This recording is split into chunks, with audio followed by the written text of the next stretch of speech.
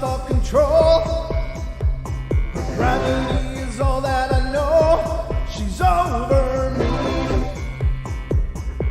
She's over me. She caught me with her hypnotic dance.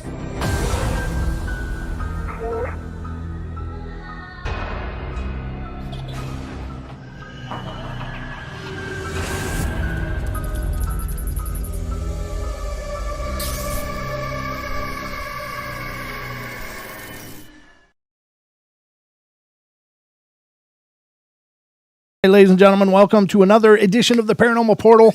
I'm your host, Brent Thomas. I am here with you, and not only am I here, but my good friend and co-host, Mr. Don Longbeard, is here. How you doing, Don? I feel a little topless tonight. Oh, you look lovely. Oh, well, thank you. See your flowing locks. Yes. No, I'm just kidding. They're not really flowing. They're just locks. But Oh, they're flowing. well, good to go, ladies and gentlemen. We had a little bit of a tight wire getting everything underway here, but it looks like everything is good. Thank God. I was about to stroke out, but That's nothing new. I know. I think I pulled it all together. I'm just trying to get the screen set up so we're all set for our guest here. I finally got in. Oh, God bless you. I'm so glad to hear your voice. Sorry, guys. I don't know what was going wrong. No, it's fine. It's perfectly fine as long as you're here. I don't care what happened to get you here. I'm just glad you're here, brother. This is a great honor, ladies and gentlemen. We are joined tonight, of course, by a man that needs no introduction, as he's been a part of the Bigfoot movement for decades. And doing research and stuff. I'm trying to get your thing up on screen so I can put your face up there quick. So let me just wait here. I'm looking. I think I missed it. Nope. Here it comes. I'm sorry. There we go. There it is. There it is, ladies and gentlemen. Let's put him up boy. on the screen. Mr. James Bobo FAY, ladies and gentlemen, is joining us here.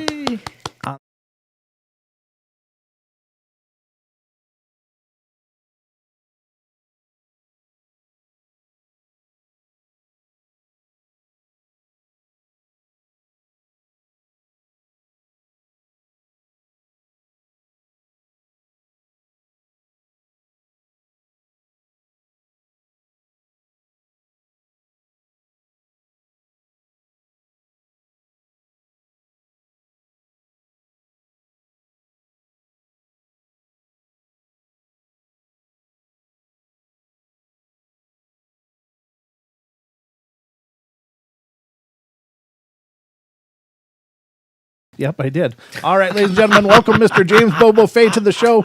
Now that's my issue. So you've been around this for decades, though.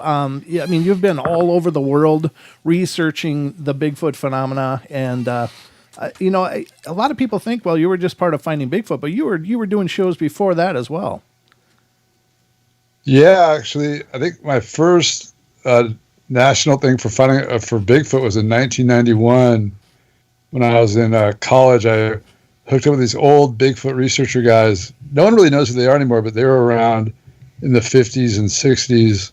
Uh-huh. And I hooked up with them back in the late 80s. And they definitely knew their stuff. And anyways, I was on a NBC National News with those guys, and that was almost 30 years ago. Wow. Yep. So, I guess with the stories like this, and I'm sure you've told it about a million times, so forgive me for going over the same road you've been down before, but I just got to know, how did this all start for you? Where did you get into this groove of Bigfoot and deciding to dedicate your life to this research? It was pretty unlikely. I was a total city guy living down in Southern California. Mm-hmm. My dad took us out to the woods a lot. We camped a lot, went up in the mountains and deserts. But I was like a surfer skate kid from down on the coast. Uh-huh. But I just saw the Patterson Gimlin film when I was about 5 and just got totally hooked on it. That thing is just crazy. I think that was my first exposure personally to Bigfoot. I think was on In Search Of with Leonard Nimoy, and I think they played that clip on there, and it was like, wow. I didn't know what to do with it, but I was pretty little. And quite honestly, one of the things that shocked me in learning about this stuff was that it's not just in the Pacific Northwest. It's not just there, because that's where Leonard Nimoy said it was. And Right. and then I start to find out that they're everywhere, and it really boggles my mind that these beings, I don't want to say creatures, I don't want to say whatever. I like to say beings, because I think they're smart. I think they're like nearly us smarter in our neighborhood, but they have to be the most adaptable species on the planet Earth, because they're found in every ecosystem, in every part, every terrain, you name it. And they're not only surviving, but they seem to be thriving. Yeah, rats, humans, cockroaches, and Sasquatches are pretty adaptable. I don't know if I'd put us there, other than the fact that we can create our comfort everywhere. But these other things actually do manage to make it work. So, okay, so I know I saw you on a show long before Finding Bigfoot came along, and you had just mentioned it before I had unmuted the audio so everyone else could hear. But what other shows did you do? I did a PBS show with what was his name? Scott Hastings, I think. He shot the Klamath video. Oh, okay. Did that, and then I did a World's Scariest Destination, or top 10 scariest places in North America on Travel Channel, I think it was. Uh-huh. I did Bigfoot Pacific Northwest. Did some Outdoor Life Network with the mysterious. That was Mysterious Encounters. Okay. That was Doug Hychek from Monster Quest. That was his show previous to Monster Quest. And I think that's where I caught you initially, was on there. But anyway, continue. I'm sorry to interrupt you. Oh no, just like, I can't remember them all now, but just like one-offs, it was some show just doing a thing on Bigfoot, and they'd call me. Mm-hmm. So was it a big, just a luck of the draw that you somehow ended up in the middle of this incredible series that had seasons and seasons and got to travel the world? Or is there a lot that goes into that? Well, I definitely had done my homework and, put in my time on the subject, that's for sure. Mm-hmm. But yeah, I mean, it was definitely lucky to get involved with that. It just kind of all fell into our laps. I just gone through to get my certification to be an electrician.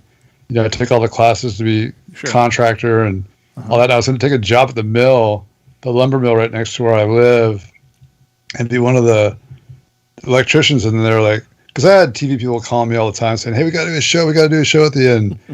They always tried to just rip you off. It was always just BS. Like it was, MTV2 wanted me to do a show back in 2000, somewhere around there, 2002. Uh-huh. But it was like I was going to be the host, producer, writer, do everything. And I think at the end of the year, I would have made $14,000 for working all year. Wow. And you didn't take it? Wow, that's not even worth getting out of bed for, huh? No.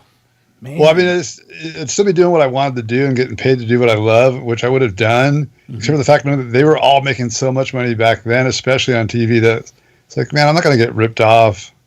There's a lot of. Well, you guys were. Sorry, go ahead. No, just while those guys are getting fat and I'm starving, I was like, fuck that. I mean, screw that. That's all right.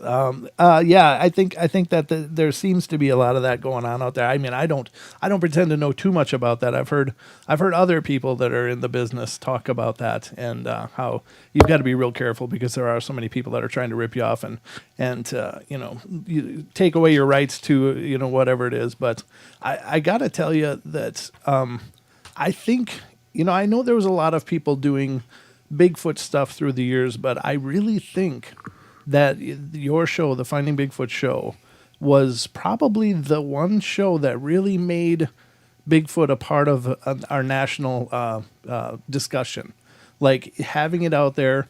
And I think that people were surprised at how many people enjoyed the show, because I don't know if you guys knew up front how well it would do, but it's just like, seeing you guys traveling around, seeing you at these town halls all over the place and people coming out of the woodwork with these experiences and stuff. And was that a pretty sobering experience to see that there were so many people out there that were interested in this phenomena?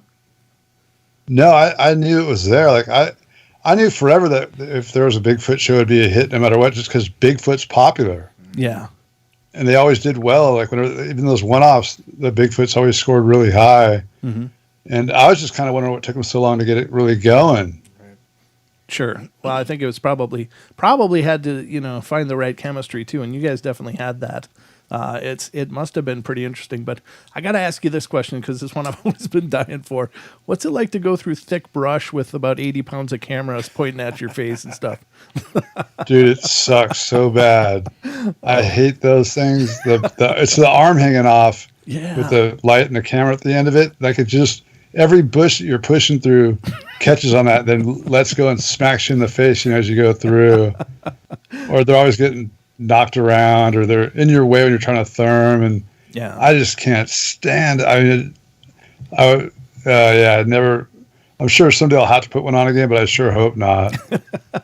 I always wondered, because when I was watching the show, I mean, it was fine to see you guys, but it was like so much of the show would be like you guys making faces, and I'm like, what are you looking at? What do you see? What are you hearing? Oh, right. Yeah. And then they'd play some stupid, like, spooky music over, like, the sounds we're listening to. Yeah. Oh, my God. Did you guys have any control of the editing, or was that all out of your guys' No, hand? just through total complaining. And how many seasons did that go for? They said 10, but it was probably really like 8 or 9, because the last couple of seasons were like 4 and 6 or something, whereas earlier seasons have been like 14 episodes. Yeah.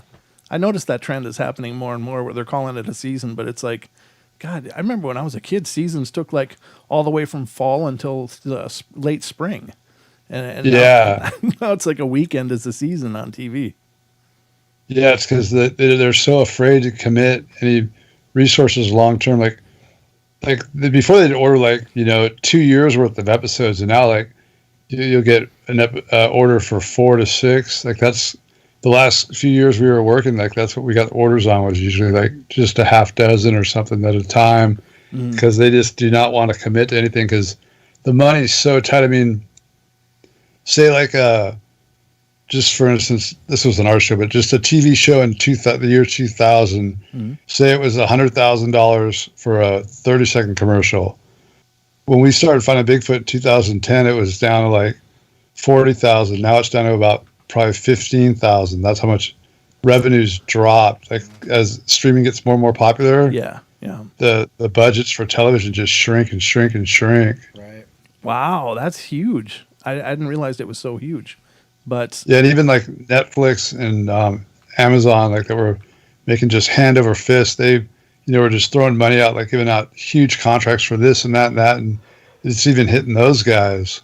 Wow, because of like YouTube and people just streaming their own things. Do you think, or it's just bootleg piracy and just people resharing and stuff, like reposting stuff, links. Oh, that hurts, huh? I mean, I get it, but yeah, it's like someone's got to pay somewhere down the line, or nothing's going to get made. Right. And now that it's in syndication still, right? I mean, there's still times where you'll catch Finding Bigfoot on Animal Planet or other channels as well, right? Oh, it still airs on Animal Planet, Discovery, Destination America, and Travel Channel. Then all those channels, international channels also. Like we're still first run in a lot of places. Oh, I can believe they haven't gone through all the episodes yet. Oh, really? Yeah, like over in parts like East Europe and Africa. Do you guys ever go over there to do promotionals for that at all, or do they not do that anymore? No, they don't do that. Yeah, I mean, like I was saying, if this was in the 80s or the 90s, we would have for sure. But in the 2000s, things have just changed more and more and more. So like, there's less and less of that stuff. Wow. So before you got on the Finding Bigfoot, I know you and Cliff had already been friends for quite a while before that. But did you already know like Matt and Renee and other people involved, or was this all new? I was in touch with Matt a little bit on and off over the years from about 98, and he just, farmed me out to someone else that was in the group, the BFRO back then. And then I didn't meet him in person until we were filming Mysterious Encounters, and they hired me to be, I was just like the local unit producer, like local producer, cool. fixer guy. I was doing gigs like that for TV shows up here that would come up just for whatever thing, but mainly they wanted to film Bigfoot stuff because I was the only guy that knew where the Patterson-Gimlin film site was and how to get in there. Oh, cool. So I'd get hired for that, and I'd hang out, like we'd be hanging out, and they'd always be like, dude, you got to be in front of the camera. I'm like, no, I'm cool. It's just a little job on the side. And then they kept trying to get me to do stuff, and then I just did a few one-offs, and then nothing came together until finally finding Bigfoot, like where it was, it was people I knew already, and it seemed like, which should be pretty legit for the most part. Mm-hmm. And that was that really built around the BFRO as kind of the foundation for that, or was that just incidental? It was the way they found me. Well, they knew about me because I had just done the show with Bob. Oh yeah, I did that strange. I don't know if you saw that Bob Saget show. Strange Days. That was pretty funny. Yeah, actually, that's what really got it popping. Was I had 4 show offers after that from 4 different networks, and Discovery had already started working with Ping Pong Productions, which was Josh Gates's company that he was working for. Mm-hmm. So they'd already had the ball rolling with that whole thing, and they were looking at they'd already made a couple pilots with actors because Josh Gates was an actor. He wasn't like an explorer or nothing like that. Sure. So they tried to do the same route like they did with Josh Gates for our show, and it just didn't work at all because they didn't know anything about Bigfoot. Like it wasn't natural. They gave them it was like writers that didn't know anything about Bigfoot, writing dialogue for actors that didn't know anything about Bigfoot.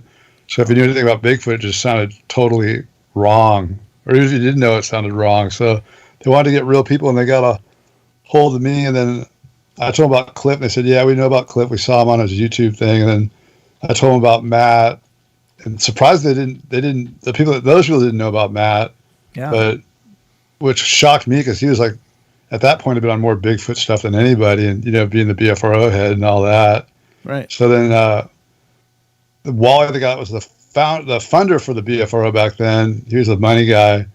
He lived right by Matt in Southern California, so they just arranged for it all. Wally had everyone get together at their house, and the Discovery talent came out, and they invited the 10 finalists for the show, and we all got together, and then it was months later they picked Matt, Cliff, and myself, and then they couldn't find a female forever. It took months and months and months, and Matt was pushing Renee really hard. I only met her once briefly. Sure. And all the other women we had that were lined up for it were because they're real careful about the women they hire because they do not want to get into a potential mom pregnancy situation. Oh sure, yeah.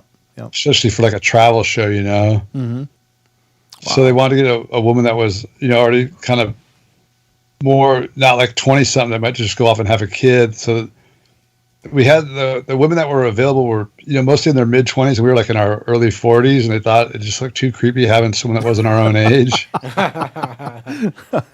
So they finally settled on, after months, Renee. Oh, okay. Well, that was kind of, that's kind of cool, though, because she added quite an interesting dynamic to the show. Most of the time I was yelling at the TV, like, what are you talking about, Renee? That's definitely a Squatch. We were doing the same thing. Were you really? Yeah, it was like sometimes it was just like she was so contrary, even when it didn't seem like there was. I mean, she would just fabricate sometimes, like, "Oh my God, woman, what are you seeing?" But I know, dude. Yeah, she was in a tough. It was when those other fabrications. That's what would really make me mad, and she would never admit she was wrong. I'm a married man. I know what you're talking about. Yeah. But I mean, in her defense, I mean, she showed up every day for work for like 8.5 years. Yeah. And put up with us the whole time. But her job was to represent the viewers at home. Because when the show started, 70% of our audience didn't believe in Bigfoot. They just watched it because they liked the cast and the travel aspects of it. It was like a travel show to them. Right. Right.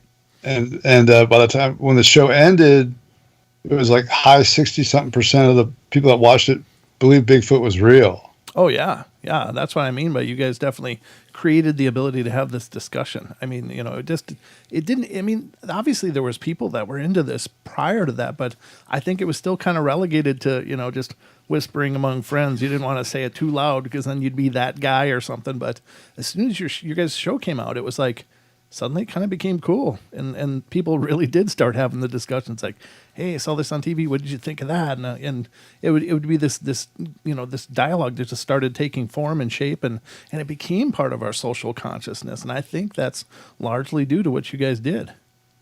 Yeah, it was definitely part of it. For sure, it was like the impetus, because what was crazy is you hear about like Mitch McConnell and Rand Paul and these other Republican members of Congress would have the Bigfoot Monday morning breakfast club, and they discuss finding Bigfoot and the witnesses they saw on the show. Because Mitch McConnell's a 2-time Bigfoot witness and Rand Paul's a 1-time witness. Oh, wow. That's cool. That's yeah. cool. They won't go public with it. Well, you can hardly blame them.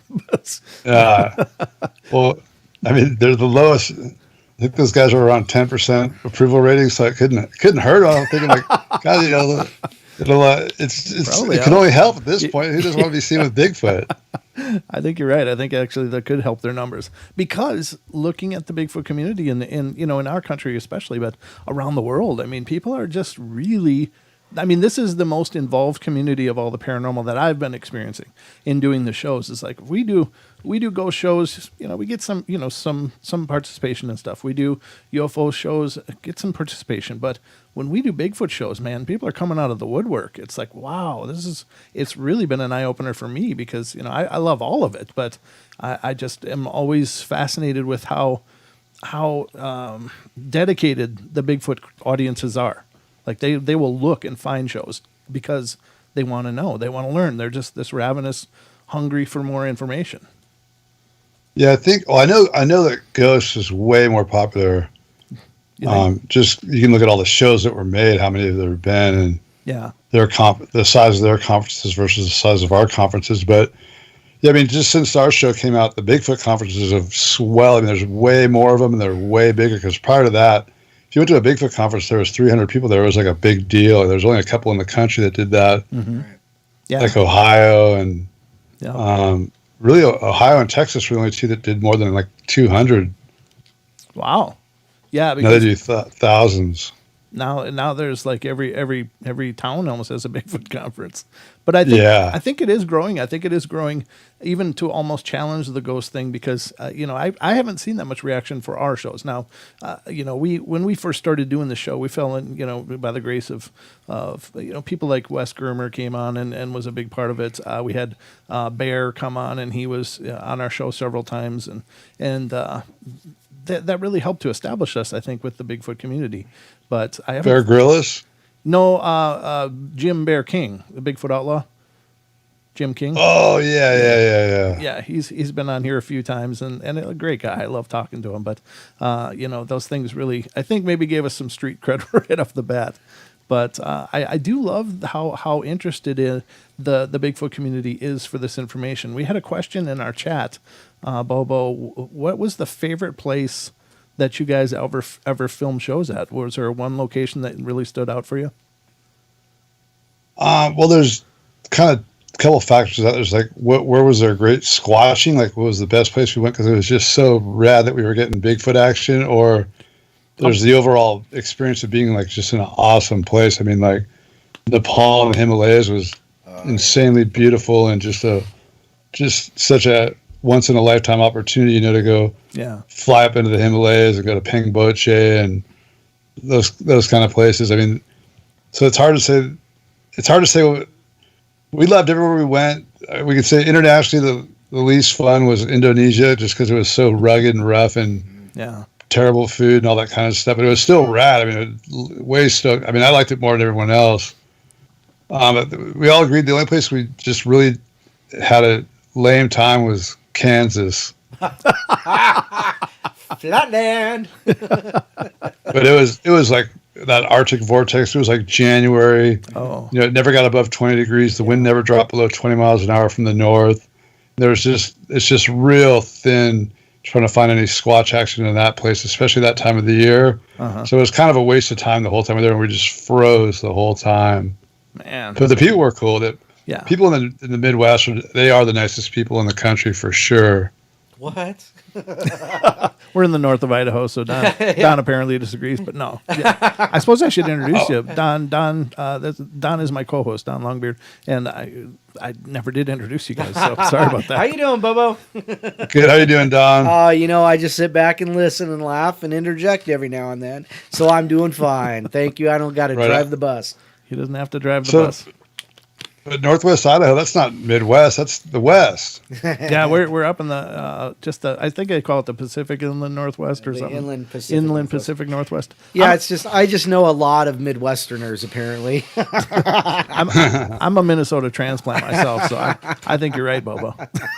Oh, Minnesota, yeah, they're way nice people. Yeah, represent, brother. Are you a T-Wolves fan? I liked them. I was never much for basketball, but I thought it was kind of cool when they, because Minnesota's actually where the Lakers used to be, that way back in the day. Yeah. And so we lost them, and that was before my time. But I thought it was cool that we got another team, But I know you're talking about people like surprised about people that are into the show. The director of media relations for the T-Wolves is a huge fan, and I got to be friends with him. I just spoke to him the other day. Oh, nice. Jeff Munichie. That's really cool. Yeah, like the head football coach and the athletic director for University of Minnesota are huge Bigfoot fans too. So like you just hear about like these you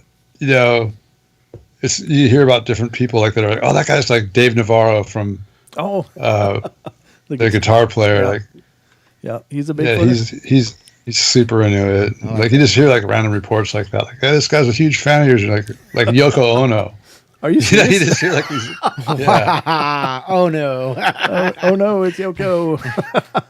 No, that's cool. I mean, I suppose, but for the most part, that's probably the only place they would admit it is just through a mutual friend, because for the same reasons. I think that's as far as this discussion has come. I don't think people are quite willing to wear the T-shirts. Not everybody, anyway. Right. Or have the bumper stickers. Yeah. But it's getting there. I'm surprised. Yeah, it's way more than it used to be. That's like people are at least willing to talk about it now, like with a semi-serious tone, but it's still something you don't want to go admitting if you're worried about your reputation at all. Yeah. Well, it's still kind of akin to fairies and dragons and things like that in a lot of people's minds. But I got to say, I don't think there's any arguing when you look at the whole body of evidence. I don't know how anybody that's sane can just discard it and go, well, that's nothing. There's nothing there. I don't understand how people can discard that, because with the hundreds or thousands of prints and tracks, with the hair samples that have been out there, some of the genetic studies, and then anecdotal witnesses, people that have had experiences. I mean, how do you dismiss all of that? It's it takes a special kind of stupid, I think. I think so too. But I mean, once you get through looking at the glass and you start going in and looking at all that makes up this field, there have been a lot of incredible people dedicating their lives, their blood, sweat, and tears to looking into this phenomenon. They found some amazing things, and it's frustrating because there'll always be those people that just like, no matter what, as long as it's not scientifically endorsed, it's just like, there's nothing there. There's nothing there. They like their paradigms, right. But I think as soon as people really take a serious look at all of the information and information and evidences there are out there, it's got to be something. Because, I think about things, Bobo, about like you go to a remote place, and I know you've researched all over the world, all over the country, but I'm sure you've been to some places that may have never even seen human feet before. And then just to have a chance encounter with some huge track. I mean, who the hell's going to hoax way out there? How does that make sense to anybody? It does. You're going to find very, very, very few well-informed skeptics of Bigfoot. Mm-hmm. Yeah, I think so too. And that's the frustrating part, but Like I said, I think you guys have made some great inroads to changing a lot of people's minds, and then also making it okay for the people that do believe to have the discussion, as I was saying before. And that's largely due to what you guys are doing. Now, is there any possibility that Finding Bigfoot will ever begin again? I think so. Good. I mean, they've been talking. I think we would have already started if it wasn't for the COVID. Oh, sweet. Oh, it's that. Because I know, because they would every once in a while I get a message saying, "Wow, you guys are killing it!" Like on the Go apps, like the streaming on demand stuff. Mm-hmm. We never finished more than top 3. We never finished out of the top 3 for all the shows we've ever had that are available on streaming. Like plus all the new shows that are first run. We beat all of them all the time. So. So what was the location that had the best information or the best experiences for you guys in terms of Bigfoot? Internationally, it was definitely Australia. Ah, okay. I think Australia. I think that's the only place we had action outside of the country. I'm pretty sure. Now that's the one where you actually heard the samurai chatter, right?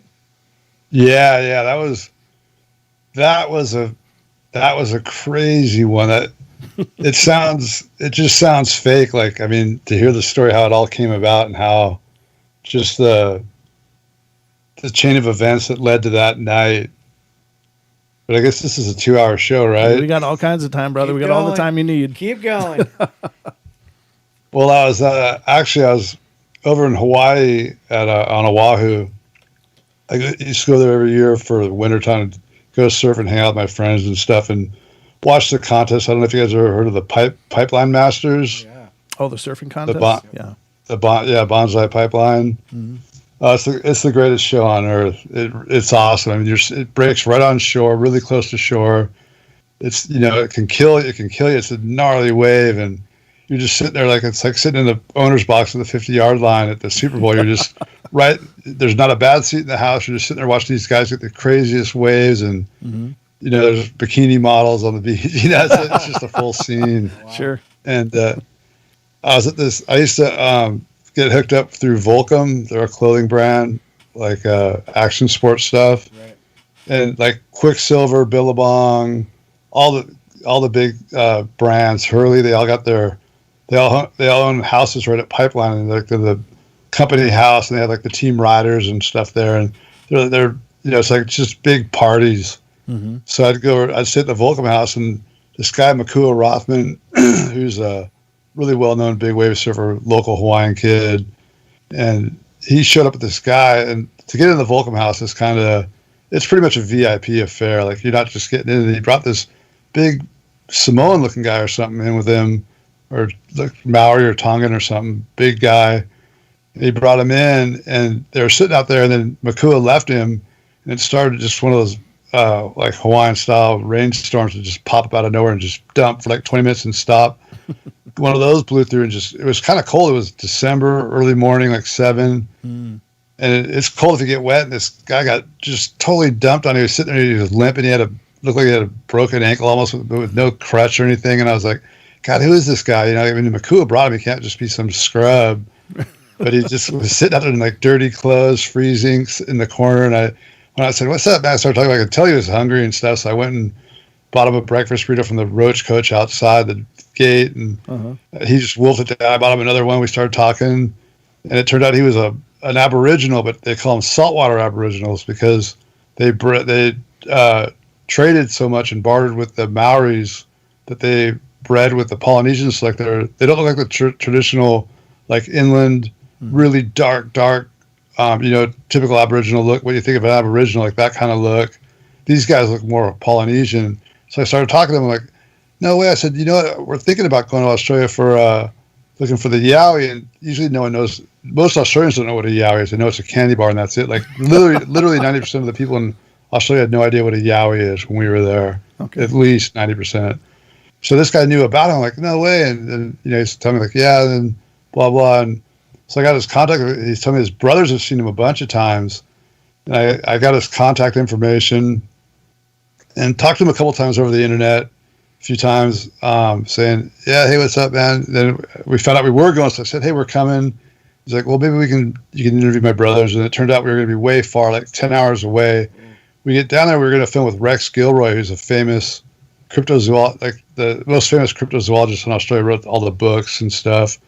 Well, he had dementia setting in, and he was kind of losing it. He was just, like in his 80s and dementia, and was unusable. And another guy we were working with kind of went kind of nuts and tried to extort the company like a bunch of money to produce the witnesses he had lined up. And that fell apart. Wow. So I said, hey, well, I got these buddies up 10 hours, 12 hours north of here in the next state up in Queensland. I said, let's go. We were down in New South Wales at Sydney, Blue Mountains. And I said, well, let me go check this out. So I flew up there, went and talked to him and stuff. And that was I can't even get into that part of the story, but sure, it was just full serendipity. And we met him, and it turned out, his family was, really cool, totally traditional, very, very traditional. Like, these guys didn't wear shoes. They didn't go to like regular schools. They literally lived off the land. Like, the Aboriginals down there made like we have Native Americans that live on the res. Like, they'll, hunt their own meat and get their own fish and stuff. But they maybe grow some stuff and get some medicinal herbs. But they shop at the store, and they, cook. They go to fast food. They go to restaurants, stuff like that. These guys didn't do any of that. The only thing they bought at the store was flour and sugar and a couple like literally nothing. They caught and made and just collected all their own food. Wow. And his brother, turned out there's 1,080 tribes, different Aboriginal groups in Australia. Wow. And each one of what we call a medicine man, they call a clever fella. Yep. And so they have each one of those 1,080 tribes has their own clever fella. And what they did when the Aboriginals, the cultural, whatever their committee, whatever it is, their national body, they get together and they have like a political arm, and then they have the medicine arm, which is the actually more powerful and more respected one. So there's 1,080 representatives from each of those tribes. They break up into 10 sections. So each one of the 10 sections has 108 clever fellows representing the 108 tribes of that section. Wow. And those 10 guys, out of those 108, they elect one guy. So it's kind of like the Cardinals, for the Catholic Church. Sure, yeah. Then those 10 guys, they're the Council of 10. And then there's one that's above them. It's like the Pope, basically, or the Dalai Lama type figure. Okay. And his older brother was the guy training to be the next. He'd been 19 years. He started when he was 17. He was 36. And he'd spent 19 years. He'd walked around the continent, circumnavigated the whole continent of Australia 2.5 times already, learning from all the top clever fellows around the country, and also how to live and hunt and to gather whatever foods are in every part of on the whole continent. They knew how to hunt out in the bush, up in the mountains, diving, everything. But he also learned remote viewing and like telepath. Well, you had to have this stuff in you innately. Sure. They'd pick you. You got chosen when you were a kid, and they trained you until the guy died. Then you take over. So I'm not shitting you, man. I was sitting there watching. We were hanging out, and we were just chilling we went surfing in the morning, and we came back in. We're just chilling at the pad, and this little bird flies in the door and lands on the windowsill next to the brother that's training to be the top dog. And he looks at it and nods his head, and he looks at the kids and goes, "Get ready." And there's several houses the family lives together, and it's on a Aboriginal reserve right on the ocean. And they all gather up real quick, and they gather these nets, and they go out in the water, and he goes, "Yep." And the bird, there's a seagull flies over, and he nods at it and talks to it a little bit. He said, "Yeah, they're coming from the north." And sure enough, you see the water splashing, and he goes, "All right, get in position." The kids get out in the water with the net, and a pod of dolphins is driving a huge school of fish down along the coast, and they herd them into this, like, they make like a U shape of the net along the beach, and the dolphins herd in the fish and feed, then the dolphins get out of the way, and they close the net and drag it up on the beach, and they have all their fish there. But I mean, this guy would talk to animals, like they like to eat goannas, like monitor lizards. Sure. And there was like a 5-foot one up in the tree, and he points at it. He does like remember the old Crocodile Dundee where he hypnotizes the bull? Yeah. Like, that's real. Those guys do that. He did that to the go on, and it crawled down the tree, walked right up in front of him, and put its head down, and he carried a club and bashed it over the head. Wow. We just cooked it. Oh my God. Like, yeah, he could remote view. Oh, that's the other thing, is that he'd get calls. Well, he didn't carry a phone, but his brother would get calls. He'd be like, he'd talk to his brother, and he'd say, so-and-so is going on a walkabout for dream time up in Northern Territories. He wants to know if he walks out to such and such falls, is the creek spring, is that dry this year? Because they're having terrible droughts. And he would close his eyes for about 30 seconds, and he'd go see if there's water or not. And he could look anywhere on the continent, anywhere in the world, really, but he would just look for the Aboriginals doing Dreamtime walks and the walkabouts. He would guide them where to go for water, and he was 100% on. And I mean, I was around him for a couple of weeks and just saw. Yeah. And he's the one that he was talking to the Yowies about if we could see him or not, or film him. And he took me out to a spot where I heard him. I didn't see him, but I heard him in daylight. This pretty crazy place. We had a crop of waterfall, like the side of a waterfall, and it was pretty out there. It was a pretty deep spot. And these guys, it was crazy thing was these guys were fearless around like great white sharks, tiger sharks, blah blah. Big, gnarly people have some big gnarly dogs down there, like Rottweiler stuff, and they're not afraid of anything. But when they weren't even so much afraid of the Yowies as the brown jacks, the little ones. Little 3 to 4 foot tall ones, 5 foot tall ones. Okay. They were scared to death of those ones. Really? Yeah, and it sounds like we were wondering if maybe they could, some of them. Well, we think there was 2 things they called brown jacks, possibly. One could be the Homo Floresiensis, like the Hobbit people from the Isle of Flores that they discovered a couple of years ago. Yeah, in Indonesia. Yeah. Yeah, they think those might still be alive. Actually, like Dr. Meldrum's looked into that.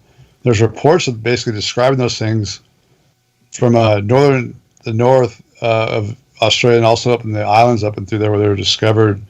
They still get reports of those things. And then there's also something that seems to be like they're not the same thing as a Yowie, which is just a Bigfoot, but they're similar and smaller and way more aggressive and like kind of crazy. Wow. Kind of like the Albata witches here, or, what people call, I don't know if that's the right name, but they're supposedly, well, it could be a Pukwudgie too, kind of thing. Are you familiar with those? Up in Alaska? Yeah, well, actually, they're supposed to be all over, as far as we understand it. But, you wonder, because they're apparently supposed to be really nasty bastards, too. So, I don't know what it is. They got the small man complex going on in these little cryptids. But, when you were talking about the Homo Florensis, the Hobbit people, I was instantly thinking about that video that came out of Indonesia, those guys riding motorcycles through the jungle area. Have you seen that one, Bobo? Yeah, we were down there right after that was taken. Oof. And that's actually a tribe of humans, of little pygmy humans that live down there. And our guides were familiar, knew some of them, actually personally knew some of the people from that tribe. They said, yeah, it's just, they're human beings. They're just small. Okay, so are they considered acknowledged, or are they more of a supernatural? Not supernatural in meaning that they have special powers, but when we think of like gnomes, there's many cultures that believe that those are another form of human, but they're different. There's other things like that. So are these considered more of a paranormal type of human, or are they a normal human? No, they're like the pygmies from the Kalahari or something. They're just adults are like 4 to 5 feet tall. Huh. Yeah. Whatever this one was, it looked like it was about 3 feet tall, but I guess it could be more of a juvenile thing. But man, I was thinking, is that a one of the Hobbit people? They said it was basically kind of like one of their uncontacted tribes, but they're contacted. They're just okay. They just stay out in the bush. Well, I can't blame them. Yeah, smart. So it was through that you had the experience with the samurai chatter. Oh yeah, well I asked him. I said, he was. I believe he was. He was in contact with these things, and he was saying, he was trying to talk him into showing themselves so we could film, because they were saying these things are constantly complaining about people tearing up their environment, tearing up their homes. Oh, yeah. Because mining's out of control down in Australia. Oh, sure. It's huge. I think it's almost 50, nearly 50% of all the world's deposits needed for computers and cell phones comes out of Australia. Oh, really? Oh, that's too Yeah, bad. like all those little weird metals and minerals. Okay. I guess that doesn't surprise me. So he was talking to him supposedly, through telepathy, saying, like they said, no, we can't show ourselves. It's the end of the world, which is weird, which is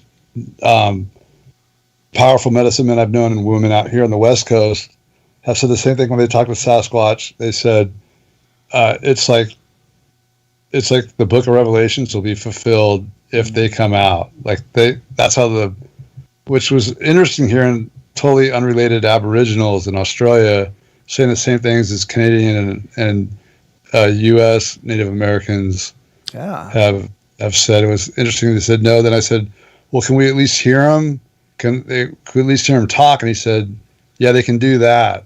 But the next day after that all happened, where we heard it but didn't record it, he talked to them again, and he said hear us talk. He didn't say record them talk. Oh, you got to be more specific. Yeah, you got to be real. What's funny is people that these are I don't buy most of these people that say they're telepathic. Having telepathic conversations with Bigfoot. I think almost all of them are full of it to a large degree. Yeah. But the ones that are real seem to, like I always say, like when you make requests of the Sasquatch, it's kind of like a wordplay game to them or something. Like they're like Tom Powell when they were asking him, he's working on a project in Oregon back like late 90s, early 2000s. He was saying, well, he was telling the medium, saying, can you get us a bone? Bring us a bone, because he wanted proof. Like, can you bring, part of a dead one? So they dropped off a bone, but it was the breastplate of like a emu. Oh. Oh. Like a large domestic emu. Yep. And it came from, there was a farm a couple miles away, an emu farm.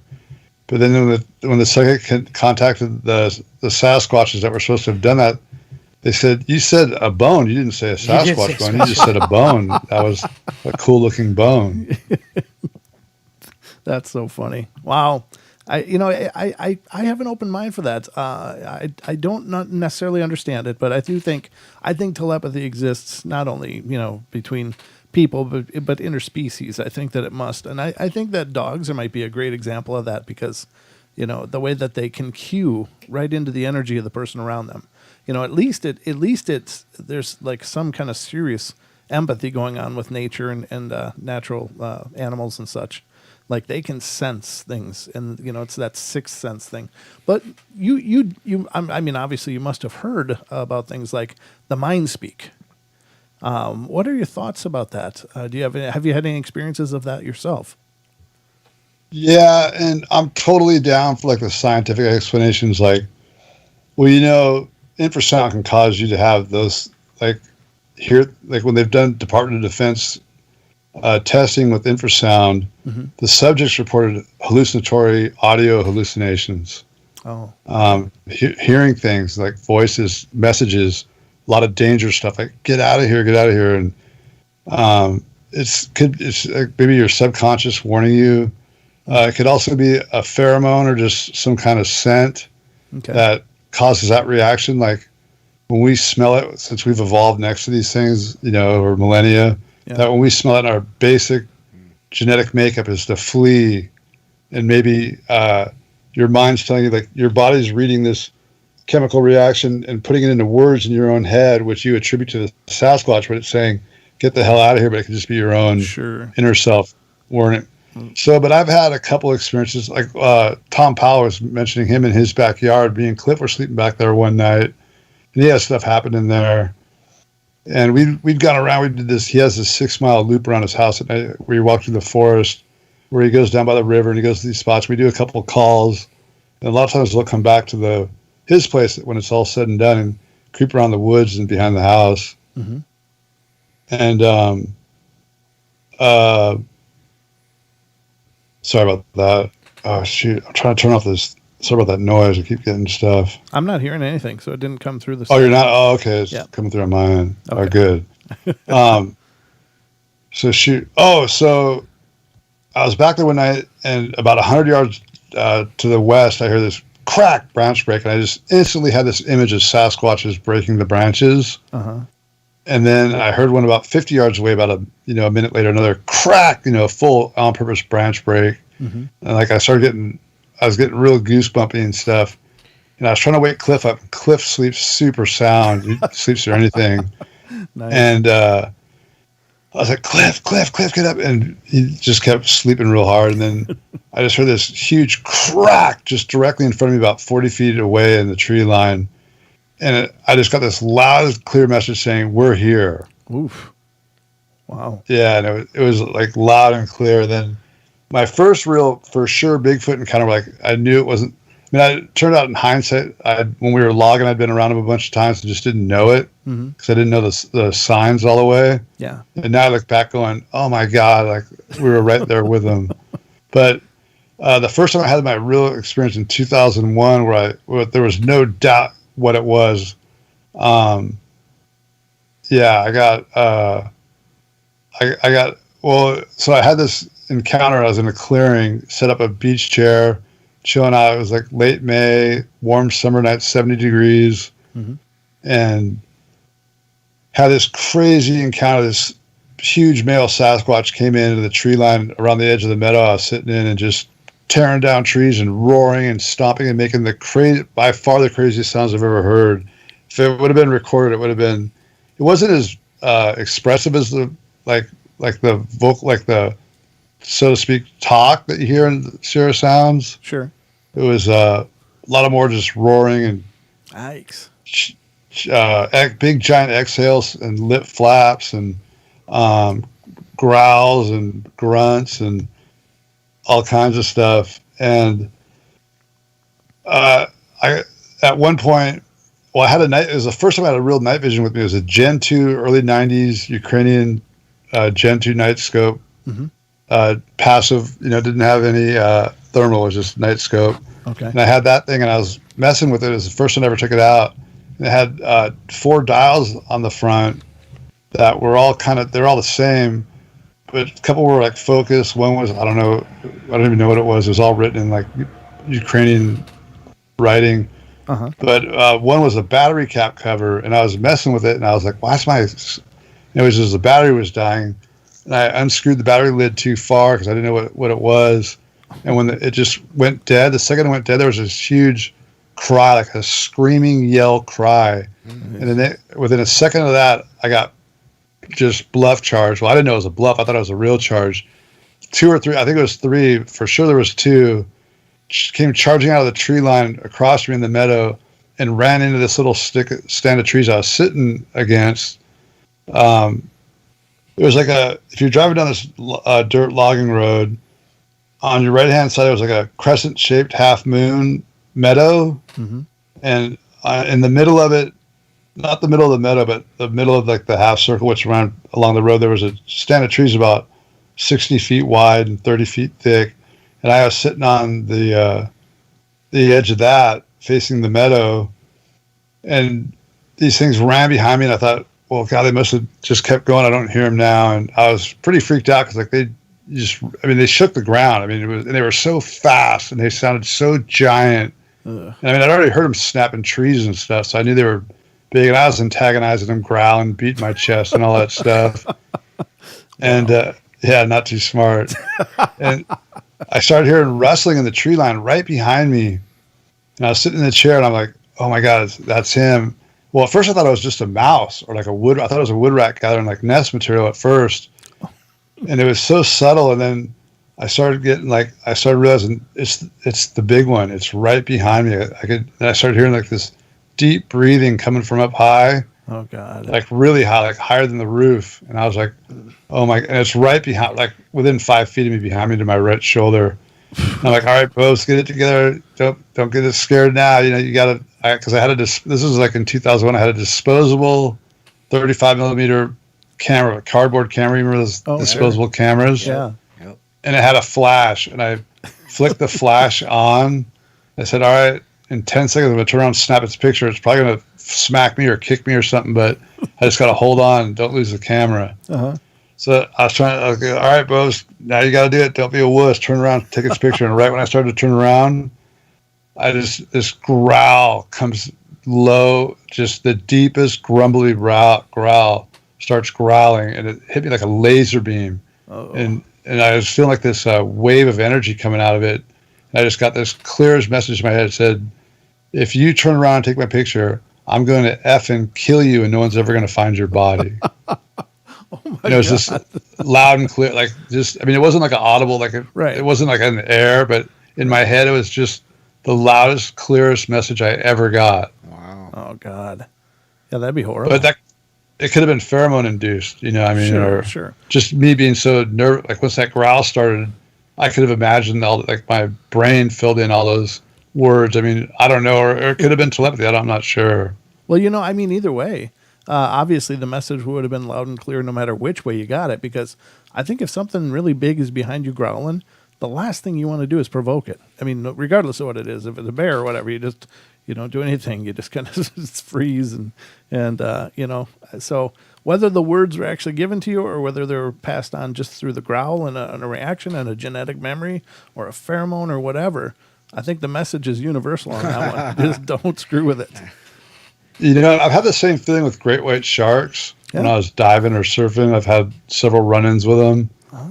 And I never got like a message from them. I mean, like I was definitely like, my heart just stops beating for a second and beats 300 beats a minute, you know, because you're looking at like a school bus with a tail on it swimming around you that could possibly eat you. And you just feel so, I mean, it doesn't matter if you have a knife in your hand, whatever. I mean, these 4,000 pound sharks just swimming around you, you just, there's nothing you can do that they want to take you. They can take you just like that. There's not a damn thing you can do. Same thing with a Bigfoot, same kind of feeling. Yeah. You know, the one experience that I've had was very much like that, just the growling part. I'll just paraphrase it quickly because my audience has already heard it dozens of times, but we were hiking down, a friend of mine when I was 14, we're hiking down this ravine and we got to this spot, and this is in southern Minnesota. And we stopped on this waterfall and we're just kind of looking at the rest of the hike down. And all of a sudden, there was like something right behind us. And it was above and behind, exactly like you explained it. But it was this deep, rumbling growl. And it shook my body. As much as I heard it, it was shaking me. And I was absolutely terrified. Now, I wasn't frozen, but I just knew that whatever that was, I didn't want to see it because it was going to kill me. I mean, that was the only thing going through my head. And I'm 14 years old. I hadn't, as I was telling you before, I had no idea that could be a Bigfoot in my neck of the woods. It was where Leonard Nimoy said it was, in the Pacific Northwest. Right. But apparently Squatch didn't get that memo because I think he showed up. And you know, I mean, at that point it's fight or flight. Well, I knew whatever made that sound was not something I could fight. So we ended up, finally, my friend and I talked, said, what do you think it is? I don't know. We got to get out of here. So we did. And we left, and terror-filled, but we made it down the hill. And for years and years and years, I carried that around with me, not knowing what the hell could have made that sound. Because where I'm from is only white-tailed deer. That's like the biggest thing, you know, and they don't growl. So it wasn't until years and years later, probably 15 years ago, when I started learning about Bigfoot a little bit. And I started watching your guys' shows eventually too. And that all led me to start to find out about things that people look for. And once I started to look in that same area as an adult, I was like, well, yeah, there's things here that may indicate very well that was a Sasquatch. And it was just terrifying, but I never did see it. But I couldn't. Yeah. As far as that infrasound goes too, that night where it was growling behind me, that first night I had that first encounter. Yeah.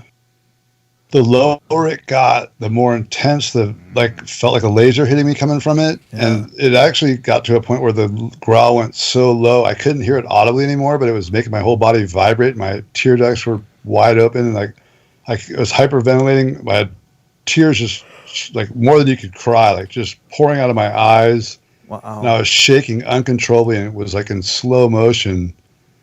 And yeah, it was super, and I read about the effects of infrasound. Those were the total effects of infrasound, like headache, dizziness, nauseous, can't breathe.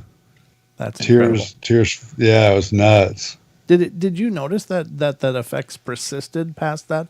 Because I've heard some people saying, "Oh man, you get zapped with infrasound, that'll screw you up for days." Did you notice that, or was that not the case? Yeah, for 3 days I had crazy goosebumps, like just big, more than you'd see. Like you have to like jump into like a frozen lake for like 10 minutes and get out. Like that was the kind of goosebumps I had for over 72 hours. Wow. Man, that's freaky.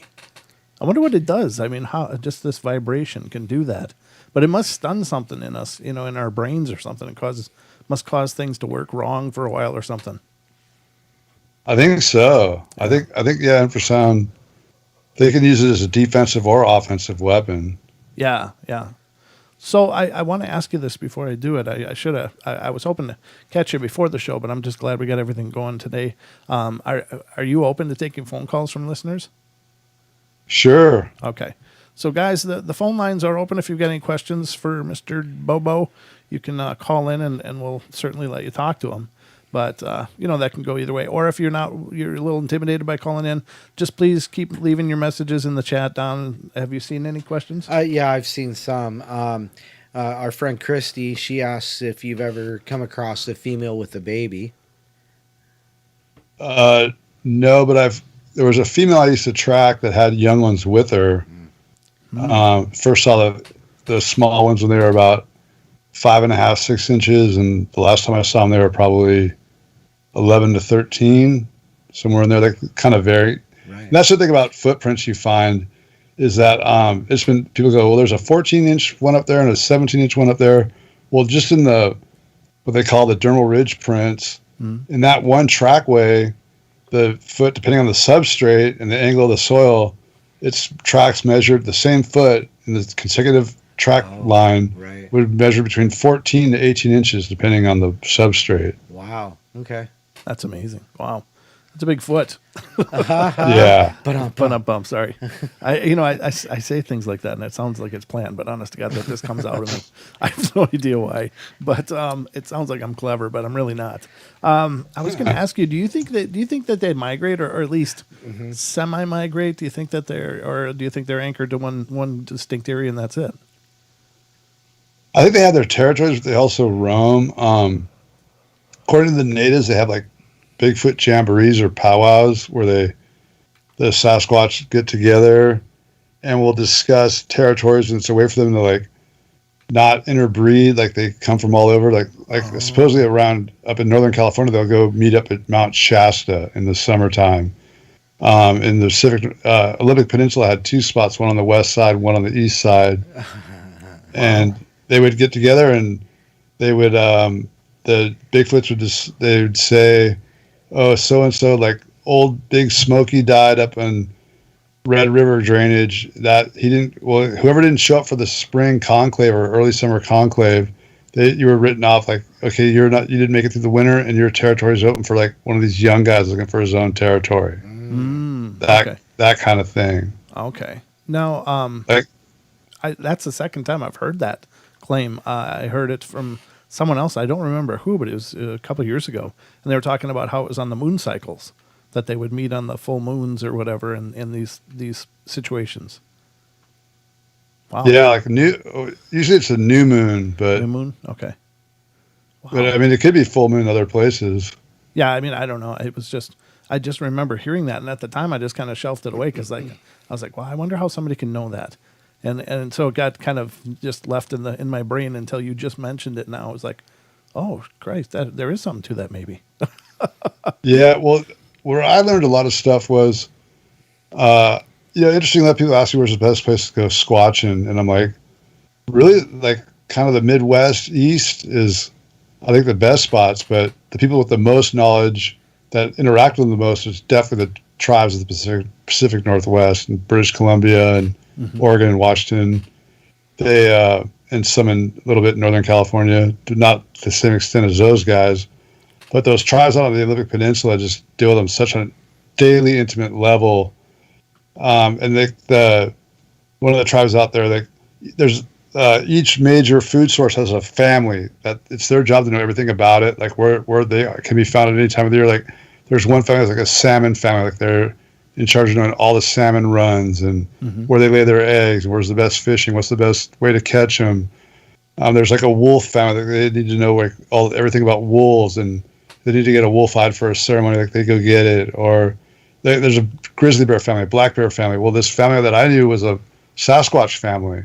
Oh, cool. And they were telling me about that. And her husband, who has passed away now, he was the police chief for the tribe, one of the tribes out there. And he was up on the Olympic National Park in their old tribal lands, but it's now the national park.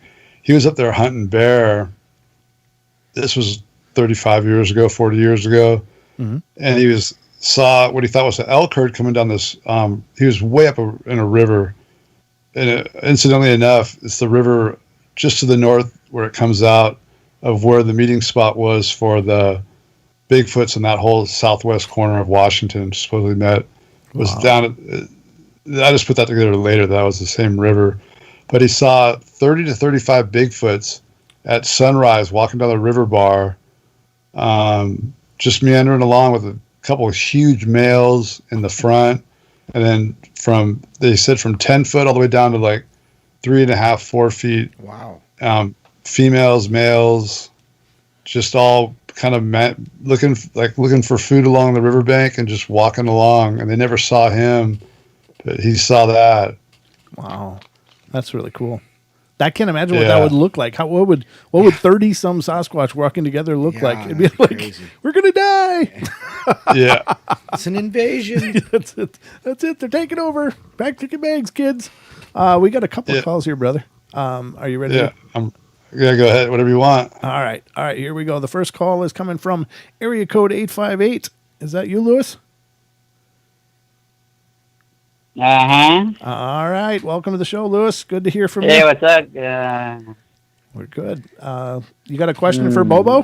Something's wrong. Something's wrong? Yeah. Do you ever dream about Bigfoot? Like, has he ever visited you in dreams? Yeah, I don't think I've ever been what I take as like a visitation, like message from him, but I've had endless dreams about him, like seeing him or interacting with him, but nothing that I'd say was like kind of any telepathic message or anything like that. Good question, Lewis. Thank you for asking. Yeah, I used to watch your shows. I always sleep while with the TV on, watching the movie. You can't go to sleep without excitement going. It'll keep you up all night. Excellent. I'll have you on the edge of your seat. Absolutely. Yeah. Thanks for calling, Lewis. It's good to hear from you, brother. Yeah, can you, also, Bobo, can you do your famous howl or your call? You know what? I can't.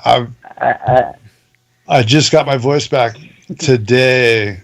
I did some a couple weeks ago, and we couldn't even. There's been a lot of days where we were supposed to do an episode of Bigfoot and Beyond on my podcast with Cliff, and we can't do it because my throat's been just so shot. And the doctor's been telling me more, like really adamant now, like you got to quit doing those. You're not gonna be able to talk when you get older. Like your vocal cords are so damaged. Oh God. Okay. So, but if I'm filming or something, I'll bust a couple out. But I usually crack halfway through now, anyways, and it just sounds real bad. Cool. All right. Thanks, Lewis. Thanks for calling, Lewis. Good to hear from you, brother. All right. Okay, so we're going to move to the next call. They're starting to come in now. This is area code 517. You're on the air. Hey, guys. What's up? Hey, nothing much. How you doing? Not bad. Figure I'd get a quick call in before I had to call quits for the night. Sure. Yeah, you got a question for Bobo? Yeah, I had the same question as Purple Hobbit. Have you seen anything else besides Bigfoot out there? Yeah, when we were filming Finding Bigfoot, I saw it the least of everyone. I was actually sitting up front, but I still didn't see it all that great. I just caught the glimpse at the end. A black cat, like a black mountain lion, shot in front of our car when we were coming back from a night investigation up in Minnesota. We were on the mainland, Oh wow. Lake Houghton Lake, I think it was. Is that way up north? Anyways, it's on. Well, when you hold your hand up, Yeah. it's around where the middle finger meets your palm, Oh, okay. Okay. Gotcha. or a little south of that. Mm-hmm. Yeah. So that Cliff saw it really well. I think Matt saw it pretty good. Renee saw it. And then another thing we saw was we were filming at Lake Kinsua in Pennsylvania. We didn't even know that they were supposed to have anything like this. But we were shooting a scene, and the helicopter was flying overhead. And they had jet boats on the sides of us, like 100 yards away, filming us. And they said, act like you're talking excited and point to like where you're going. Just, because that was the one fake part of the show is we had to take these modes of transportation when it was like, we didn't have to take like a mud boggin thing or something. We could have just took a 4x4. But anyways, Sure. So they wanted to make it real dramatic. Like we had to boat into this place, and we did boat in, but they made it seem like a bigger deal than it was. But anyways, when we were doing that, I see, like I was a commercial fisherman for 19 years, and I was a lifelong surfer and stuff. And I know the oceans, I know waves and animals in the water really, really well. And I'm looking out, and the wind was blowing. We were going straight into the sun and the wind. Was both coming out of the west, whatever, and the wind was blowing about 30, so it was white capping about, like 18, 20-inch white caps were coming up, so it was pretty big chop for a lake. And I'm noticing this thing cutting through the chop way off in the distance in the glare. But I put on my polarized sunglasses. I didn't want us to wear sunglasses, but I put on my polarized glasses, and I could see it. I'm looking, and I'm like, it almost looks like a giant sea lion or something. And then I see it real clear, where it's not in the glare at this point. There's fish jumping in front of it, like launching out of the water, like fish just going airborne. And I see about a 12 to 15 foot section of like it wasn't scales like a sturgeon, but smooth like a sea lion, something like that, or an eel. And I saw about 12 to 15 feet of it with no fin, any kind of appendage, no head, no tail. It was just solid body mass cutting through that where the fish were jumping in front of. And I was yelling, Matt, Cliff, and Renee, like, look, there it is. And I picked up the walkie, and I'm telling the camp, because we had two boats with cameras chasing us, filming us from the sides. We had a helicopter with a $200,000 camera system in it, and I'm looking at like a lake serpent right quarter mile in front of us, just flying along, and then Matt, Cliff, and Renee saw it, but they only saw the last part when it went underwater. They just saw the last time it flashed, like up, like the hump of it, I guess you'd call it, like the back. Right. And it went under, and we didn't see it again. But they probably saw it for about 5-6 seconds, something like that. And I watched it for probably 45 seconds. Oh my God. Where was this? Lake Kinsua. It was the one where we played whale sounds off the bridge that got hit with a tornado. Yeah. Okay. Wow. That's wild. Yeah. That's incredibly wild. Wow. Yeah. And then there was a few UFO sightings when we were filming. Oh, very cool. Yeah, but in Canada, it was just nothing dramatic. It was just like the glowing big white dots that would blink in on and off. Kind of silvery white glowing objects in the sky that move real weird and blink on, and they turn out, and all of a sudden they pop back on somewhere else far away. Oh, yeah. Seen that one night up there. Yeah, didn't you? Go ahead. So, just one more quick question. Okay. Have you seen? See, how do I put this? Any different types of Sasquatch? Like, I guess people put them in class like 1, 2, or 3.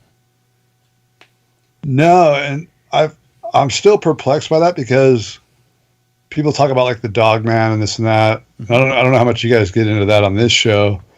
Yeah, we do. But yeah, I mean, but as far as tracks go, all the tracks that I've seen that Meldrum's collection, Cliff's collection, they're all the same. They all have the exact same anatomical features.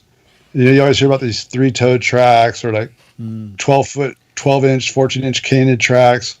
And none of them ever, when you see them, I've never seen anything that stands up as being real. Oh, okay. So you're So not, I don't know, but there's great eyewitnesses for seeing these things. Like right. I don't know what to make. I mean, Dogman just seems like a paranormal thing to me. Oh, okay. Whereas Bigfoot's definitely in the archaeological, historical record. Like there's some fossil evidence pointing to something like that, whereas there's nothing pointing to a bipedal canid. Yeah, that's one of the things I've always often wondered too. Yeah. And it's not that I doubt that they're out there. I'm sure people are seeing something very real. It's just I don't know what the hell they are, where they come from, because that was exactly what I mentioned on one of the shows. Is like with Bigfoot, there's all kinds of hominids in the fossil record, so you can see a chain of, well, this may be where it came from, or this may be where it came from.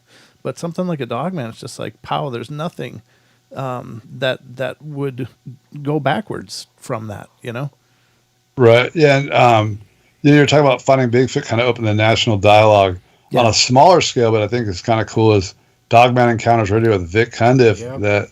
That's opened the door for. And I look back now on all the people that told me. I can't tell you how many people told me they saw like a dog. Well, they'd call it a werewolf. Sure. Back then, but I would always say, yeah, you misidentified a Bigfoot. Yeah, there's bipedal, big hair covered things, 7-8 feet tall, but they're Bigfoots. Like, and I'd just laugh, going, Wolfman, like you're freaking nuts. And now I'm like, oh, wait a minute. yeah, I'm that same guy that was telling me I was nuts for believing in Bigfoot when I'm telling some guy that saw a dog man that there's no such thing as dog man. Yeah. No, I Vic was on the show just recently. We had a great talk with him. Oh, you did? Yeah. Yeah, he's a really nice guy.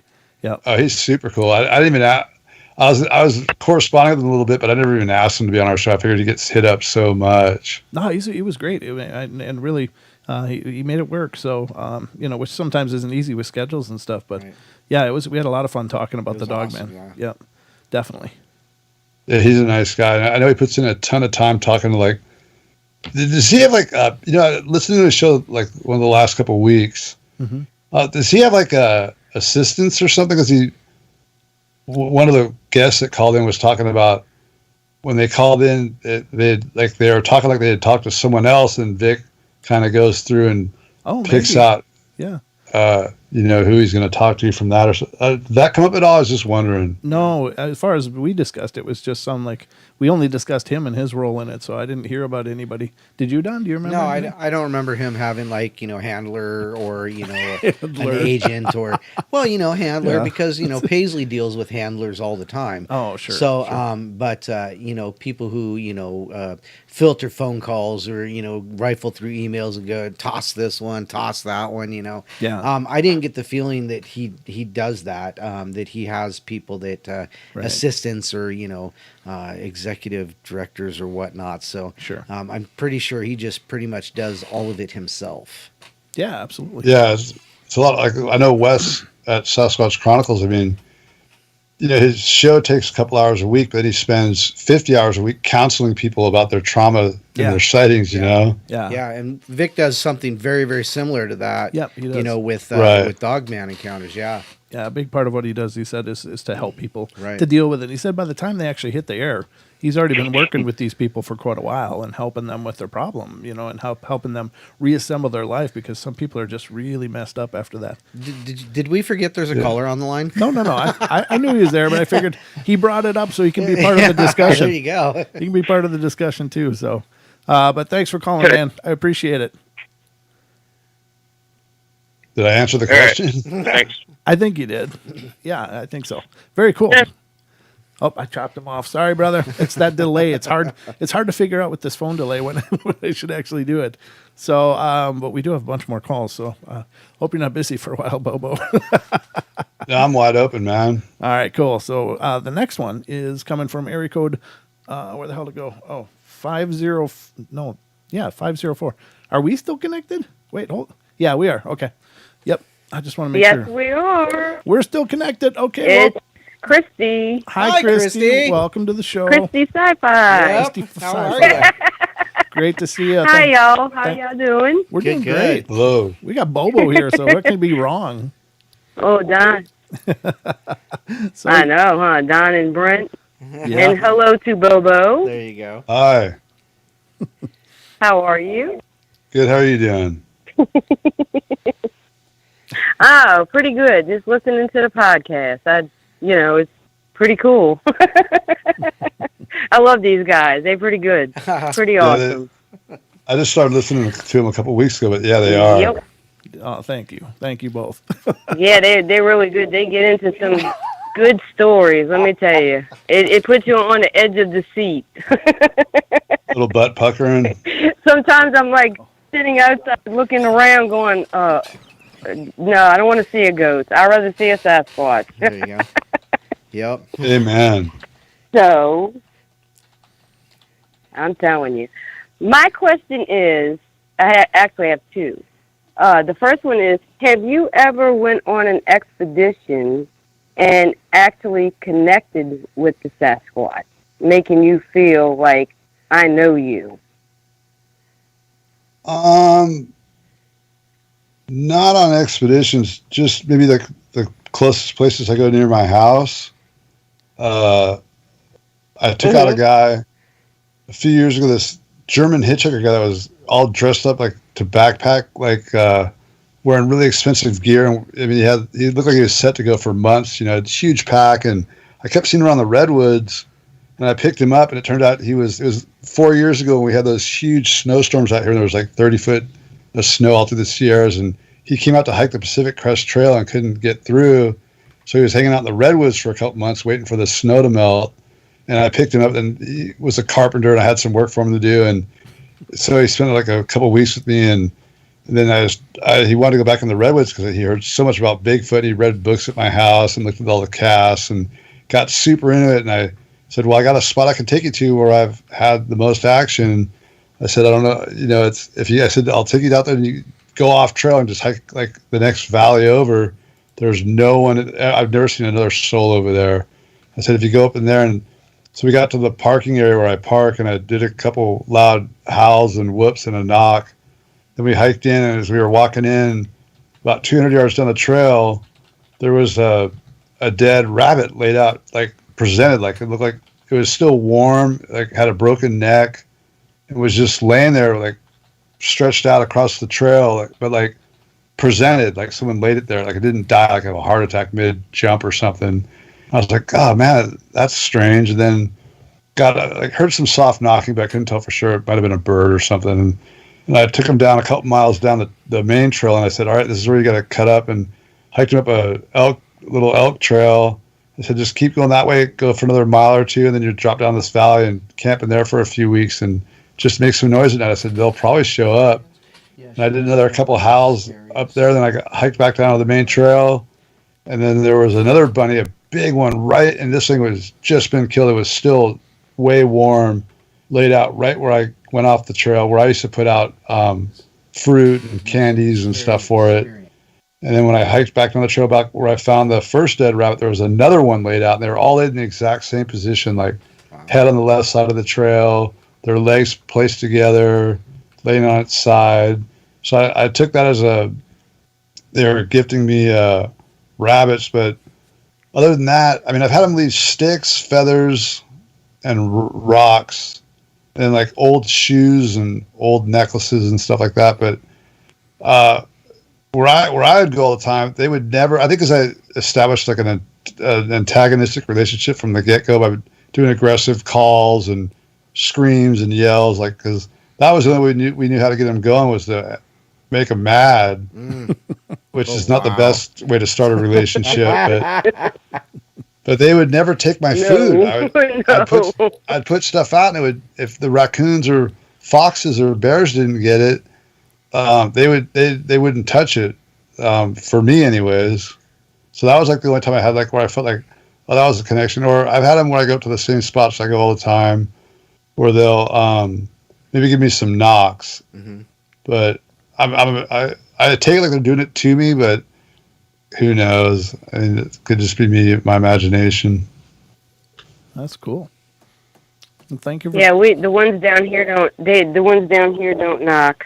They don't knock at all. I've heard a scoff, and I've seen eye shine. I've been on several expeditions myself with my group down here, and the scoffing was the most tense moment. When they go, bah, bah, bah at you, you know? Mm. So I know. Yeah, Where they that definitely goes. they definitely but my scream and second- vocalize around Huh? the country. They're not the same, like the way they howl and scream and knock, like what they do around the country. It totally varies. Some areas they scream and yell, and other places they only knock, or vice versa. Or it's definitely regional. Yeah, we don't hear too many knocks. Yeah, we don't hear too many knocks. We had a couple, but like in one expedition, we had a lot of vocalizations, but far off in the distance. It you could tell it was like a female, and we had that recording, you know. Uh-huh. And the eye shine, we got some eye shine up in Arkansas, which was pretty cool. We had two of them on opposite ends. So that was a weird area. That was close to Falk, Arkansas, you know. Oh. Oh yeah. And that was a pretty hairy area. That place still goes You know, off, it's that pretty whole cool. Boggy Creek area, and we saw. I hate telling this story. It's just such the Murphy's Law, Squatcher's Law, whatever. But last year, a year ago, May, I was down in there, and we were on south of Falk Boggy Creek on the Louisiana side, and my buddy and I saw a huge, absolutely huge monster one. Like I didn't know they could. The first one I saw was about 10-footer, Jeez. and this one was it was 11-foot, but so much more mass. I mean, it was gigantic. It dwarfed a 1,500-pound bull that was closer than it was. The bull was closer than us in the thermal than the Sasquatch was, and the Sasquatch was still bigger than the bull. Wow. Oy. By a lot. Wow. Yeah, it had a brand new $18,000 Wow. thermal. Right. Yeah, that guy Wally had bought for the Olympic project. I don't know if you guys know the Olympic project. Oh, sure. Derek Randall's. Yep. Yeah, they had just got a brand new unit, and I didn't realize Bart Coutinho had one of those. He's shot the Sierra footage, the Sierra's rock throwing footage. He got that thermal, but he had turned another model in to FLIR because there was a problem fell up with the SD card where it slides in. It had a glitch, and it would say it was recording. It would say it was in, and it looked like it was in, but it was not recording. Oh no! And that's what happened to me. I thought I recorded, and I flipped out. I called Cliff.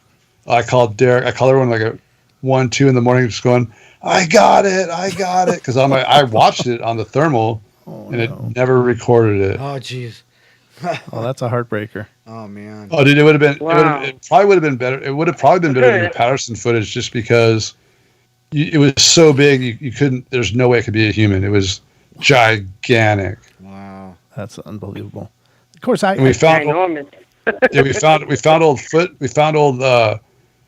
Where we think it walked. I mean, we found these 24-inch impressions in the mud up on this embankment that had been dried out for months, but they were 6 foot apart. Each one was 24 inches by about 12, 13 inches wide. Wow. And it looked like huge Bigfoot tracks where it stepped in the mud and sank down like 2 feet, then pulled its foot out, took another step. And this thing walked right by there that night. We saw it on thermal. And we saw, I mean, it walked in front of it was a power cut through power lines. We watched it walk in front of a power pole, and we saw where it went underneath the branches, where it went in the bushes. And it sounds nuts, but it was like 11 foot tall and like almost 6 foot across the shoulders, probably, and 4 foot from front of the chest to the back. Oh my Jesus. God. That's just a monster. That's huge. That's a big dude. Yeah. We both said I'd be a flea on his back. we were saying it had to weigh 2,500 pounds at least because it dwarfed. I mean, it dwarfed the bull. I mean, just dwarfed it. Right. Wow. So, Christy, did you have a second question real quick? Wow. Yes, I do. It's real quick. Here you go. Is Renee a believer now? Just talked to her this morning. She said she still thinks it's a paranormal, spiritual phenomena. Oh, okay. Okay, well, that's better than not believing at all. Oh. Yeah. I mean, that's... Exactly. her job on the show was to be wrong all the time and be the skeptic.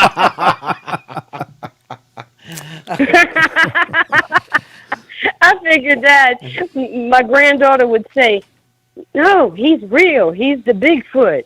She don't know. He's real. He's real." Nice.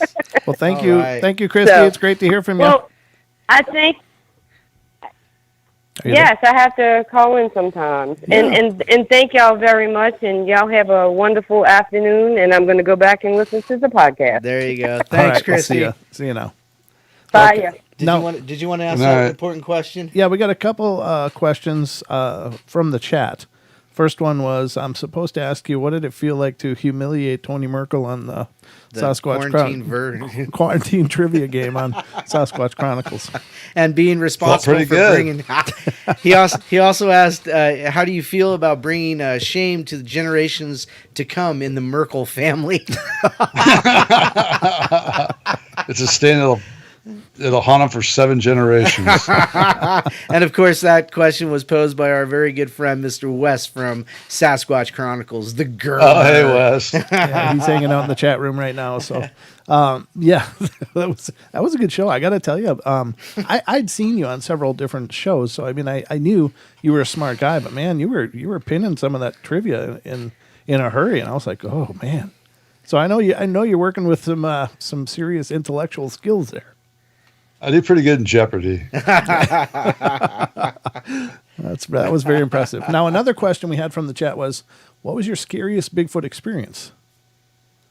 Oh, definitely that one where I told you about, where the first time where I definitely had an encounter back in 2001 where it growled behind me. Yeah, that's what I was thinking. That was horrible. Yeah, because I jumped in my truck when I got out of that night. I was on a little dirt logging road, and I had to drive down and find a place to turn around and come back and pass back where those things were. When I found the turnaround spot, it was like kind of like the horror movie. I was just driving a 2-wheel drive Toyota, old Toyota with bald tires, and I backed it off this little ledge, and then my tires spun and started spinning dirt, like digging a hole when I went to go forward again. And this is just after I had the most scary encounter of my life, and I got out of the truck just to look and make sure I could get out all right. When I did that, as I got out of the truck, it screamed at me. It had been running down the hill. Oh no! It just came flying through the undergrowth and tree, and just like the typical bulldozer going through the woods description. Yeah. That's exactly. And it was screaming, and I jumped back in and took off. And yeah, I always say I can't wait to meet that guard that was down. I went down to the old mill. It's gone now, down at the intersection of Bald Hills Road and the US 101 there at Redwood National Park. And there was a mill there, and I went in there. It was, 1:30 in the morning, and I come flying in, screaming at the guard, tires burning, just full power slide in there going, "Get in my truck, there's Bigfoots up the hill, I need a witness," And this guy's like scared out of his mind going, "Dude, get out of here. I'm not going to do a truck with some weirdo to go look at Bigfoots at middle of the night." It's some guy screaming and yelling, driving fast, and I always wanted to hear his version of it, but that was definitely the scariest night I had with those things. Wow. I don't blame you though. I mean, I'm laughing, but it's just because I can't imagine what that would have looked like to be the other guy. Just like, I got a crack guy out here. Somebody's out on crack. Oh, totally. That's exactly what he thought. You were all tweaking. You were tweaking. All the rangers just think I was a tweaker up there at night, because I'd be out there in the middle of the night going, looking for Bigfoot. They thought I was trying to break into cars, or whatever they thought, or I was poaching, or you had some marijuana growth up there.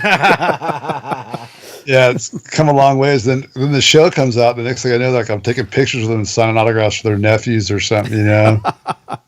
That's awesome. All right, so we got more calls yet. I did have one more question from the chat that I remember seeing, so I'm going to ask before I forget. Have you ever witnessed them burrowing into like banks or rivers or mud, or like going to go underground? Have you ever witnessed anything like that or seen that? No, I've never seen them do anything except for just really, I guess, walk. And I saw one kneeling down picking stuff up, but all I've ever seen them do is just walk. Okay. Now, but I've seen where they've dug though. Like when we were at the South Dakota, the Pine Ridge with the Sioux Indians, one of the witnesses we went out with saw one digging. Looked like it was digging out rabbits or something, where it dug in. But yeah, they dig. I've seen where they've dug. What I assume is a Sasquatch dug in with its hands. Oh man. Yeah, I suppose the rabbit would be kind of screwed because they could just go right through that soil. I'm sure in a Oh hurry. yeah. Wow. All right, so we got more phone calls. Let's see what's going on to the next caller. This is from area code 320. You're on the air. Hello. Hey, this is Great Lakes Sasquatch. Hey, how are Great you? Lakes, good to see you. Good to hear from you, rather. How you doing tonight? Pretty good. I just got a quick question for Bobo. Sure, go ahead. Other than the three episodes of Finding Bigfoot you did up in Minnesota, have you ever come up here and done any research on your own? No. I was going out there this year. I had an expedition planned out there. I was going to be out, do a 4-day one with a group of people, and then I was going to be out there for another week and a half just by myself. But the whole COVID thing, I was going on the road for several months this summer with my truck and trailer and just camping and researching all the places that I never got to go back when we were filming, but there were great spots, and the whole thing got put on hold till next year.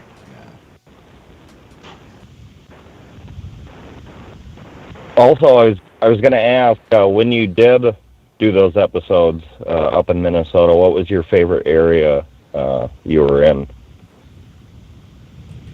Favorite area? God, I don't remember the name of it. God, what's it called? I mean, it was beautiful in the UP. We were at UP for the fall changing of the colors, late September, mid-September. That was gorgeous. That's up there on the lakes. That's Michigan, though, yeah? Oh, that's Michigan, yeah. Minnesota. Favorite part of Minnesota was, I can't remember the name, but we had a bunch of audio stuff happening. We heard a lot of vocalizations and knocks. Oh, nice. It's where Jim Sherman goes. Okay, I'm not sure where he goes. Oh, would that have been the Chippewa National Forest, maybe? I think so. And then I could be wrong. And there's the other guy, Don Abbott. You know him? I think he's Chippewa.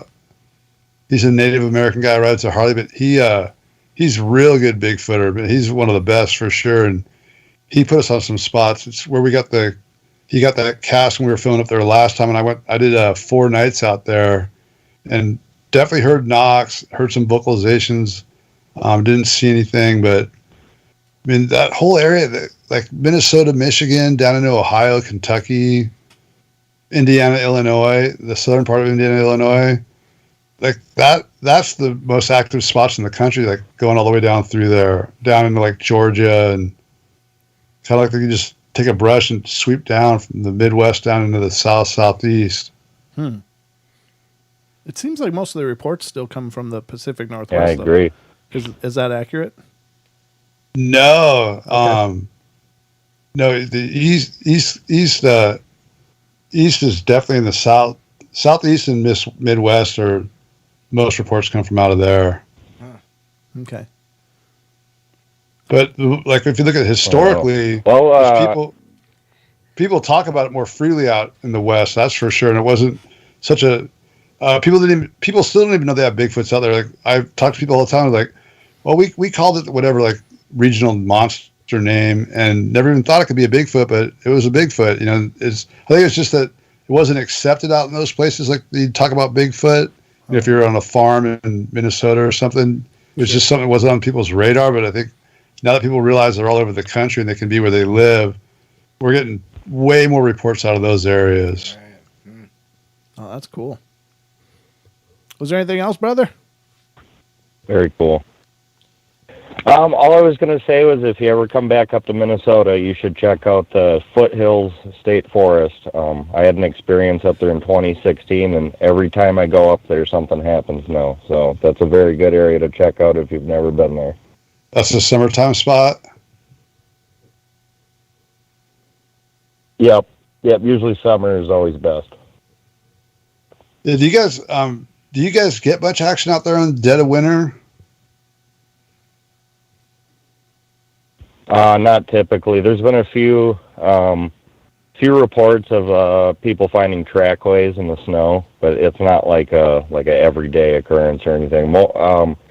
The only times I've anywhere between like usually like May and late October is when the most activity happens, and then it really quiets down in the winter. But I'm not sure if it's because there's less people out doing stuff out in the woods in the winter too. So That's what I wonder. I mean, that's one of the great questions about Sasquatch. I mean, people can, you can know some things about them, but there's just so many unanswered questions. It's like, do they just walk real far south in the wintertime? But I mean, you get out like in northern Alberta or Ontario, they could walk 1,000 miles and end up down in Wisconsin, where it's 30 below. It doesn't get much better for a long time. Yeah, and you hear random reports about those frigid areas, frozen areas, like January prints found, or Christmas time prints found. So they don't all leave. I don't know. It's perplexing, because you think with all the snow there'd be more trackways found. Mm-hmm. Didn't Cliff go into northern Minnesota? Right, unless they just know. Oh, okay. I'm sorry. Didn't mean to interrupt you, buddy. Yeah, there's a little bit of a lag, so it's kind of tough. We step on each other's toes sometimes. It's okay. Well, I appreciate you calling in, brother. I was just going to say that. I'm sorry. This lag is painful. I do apologize. Thank you for calling in, though. We're going to try another one. Unfortunately, I don't know why it's gotten so damn laggy tonight. Yeah, it's happening every once in a while, and I don't know what's up with that. It's the weather. It's the weather. Yeah. I thought I was going to say though. I thought that Cliff wasn't he part of casting along trackway in northern Minnesota somewhere? Or does that not sound right? I thought it was one of the longest trackways ever. That I thought he was part of casting, like several hundred. Oh, that was Oregon. That was Oregon. He ended up catching that guy. It was a hoaxer. It was. Oh no. That sucks. But the guy had great balance because he did a full. What made us think it was real was, he obviously had fake, wood, whatever he had. I guess they're carved out of foam, but he did like a full slide where the foot slid out, and he did like a full ballerina pirouette, 360 on one foot, and kept walking like out of it, like didn't fall, like there was no handprint or. So that's where we thought, like, this has got to be real because it slid and twisted and didn't go down. There's no slip, like no hand mark or where the knee touched or anything. We thought, well, that had to be a Squatch to do something like that with these 16-inch feet. Wow. But no, Cliff sussed it out later on. It was a hoax. Wow. Oh, what a sucky thing. God, I can't believe people go out of their way to do that because I all that does is just pushes the whole field back further again. It's like, damn it. Yeah. And the guy considers himself a Bigfooter too that did the hoax. Are you serious? Yeah. Oh man, I can't say those words on my show, but yeah, I got a few of them. That just really pisses me off though. It's just horrible. Yeah, we don't publicly identify him because Cliff made a deal with him. If he admitted it and admitted how he did it, he wouldn't out him publicly. Oh. Okay. So that was the deal. But I know who the guy is. Well, I appreciate that, and I won't ask you any more about it. But yeah, that's really frustrating to hear. So we got more calls here, brother. Let's see who's next on the line. We've got area code 508. You're on the air.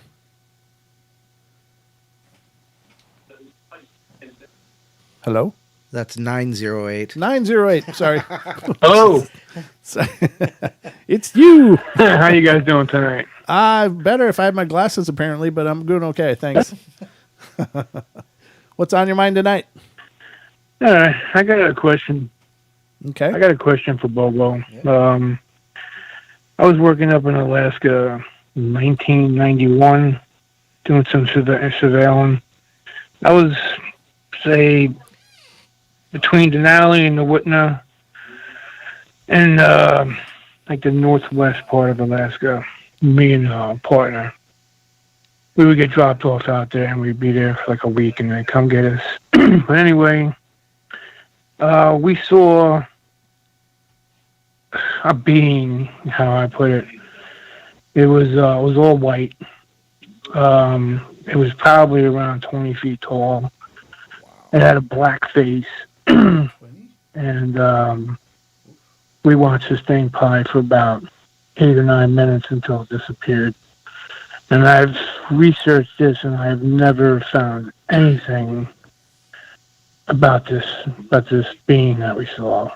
And I was figuring maybe Bobo's got some inside information.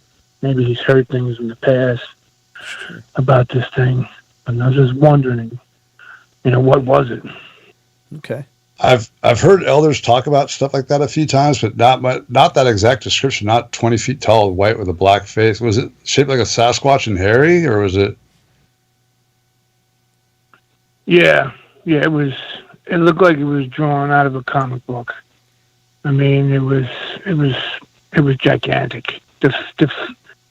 After it was gone, we didn't move probably for about 4 or 5 hours, and then when we did, we went to the footprints.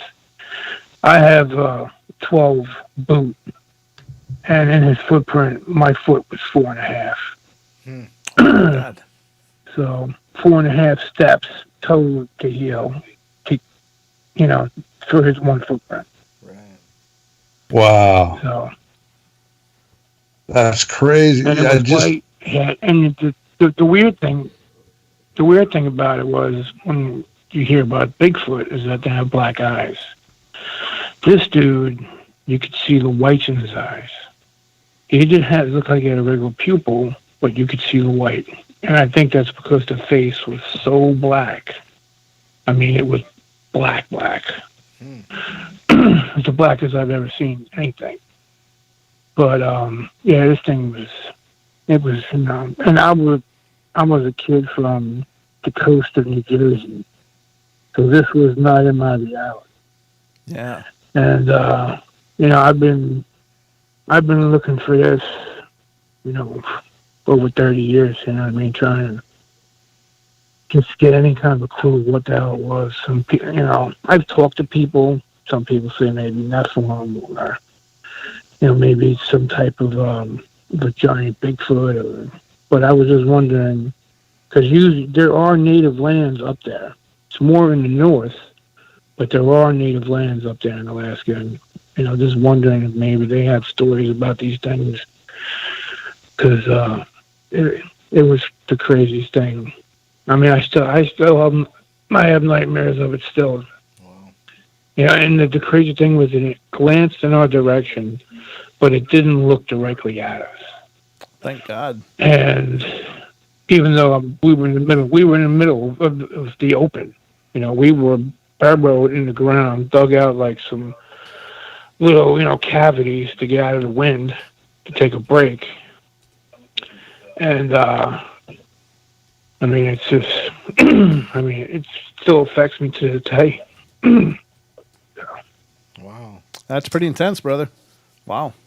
Do you ever hear about things like mountain giants, Bobo? Just I've heard that kind of stuff. Yeah. Just some other. I don't know much about it. I mean, It seems kind of hard to believe, but people report seeing him, and they're like, you hear him tell his story. You're thinking this guy sounds like a liar. Thinking like this guy had a traumatic event. Right. Yeah. Exactly. Yeah. I have no doubt, sir, that what you saw. That is just a bizarre. I mean, it's already off the charts when you think about seeing a 12-foot Bigfoot or a 10-foot Bigfoot. But you're adding another 10 feet on that, and it's something bigger. And that's it's already terrifying enough without that. Yeah. But then when you think of something even so much bigger, it's just that. Yeah. I don't know. I feel for you. I wish we had answers for you. All I could say is, I've heard of the mountain giant stuff too, and it sounds like that might be what you encountered. They're exceptionally rare. It doesn't happen very often at all that they're witnessed, but every once in a while, somebody comes along saying, "Hey, I saw something that was really, really bigger than Bigfoot," and I don't know what to tell you or how to help you deal with that, but my heart goes out to you. Yeah, I've heard stories on World Bigfoot Radio. Yeah. I can't remember the name of the Indian man he speaks to, but they've spoke about caveman, certain Bigfoots in certain areas that get. Caveman. Caveman. Yeah, caveman was the man. They've talked about beings of Bigfoots being in the 15 to 20 foot range. But never nothing in detail or just like I don't know. I don't even know what I'm looking for. Right. Yeah, I know. But it's I guess any type of information. Sure. Well, I would. Did you get any photos? But thank you very much. Did you get footprint photos?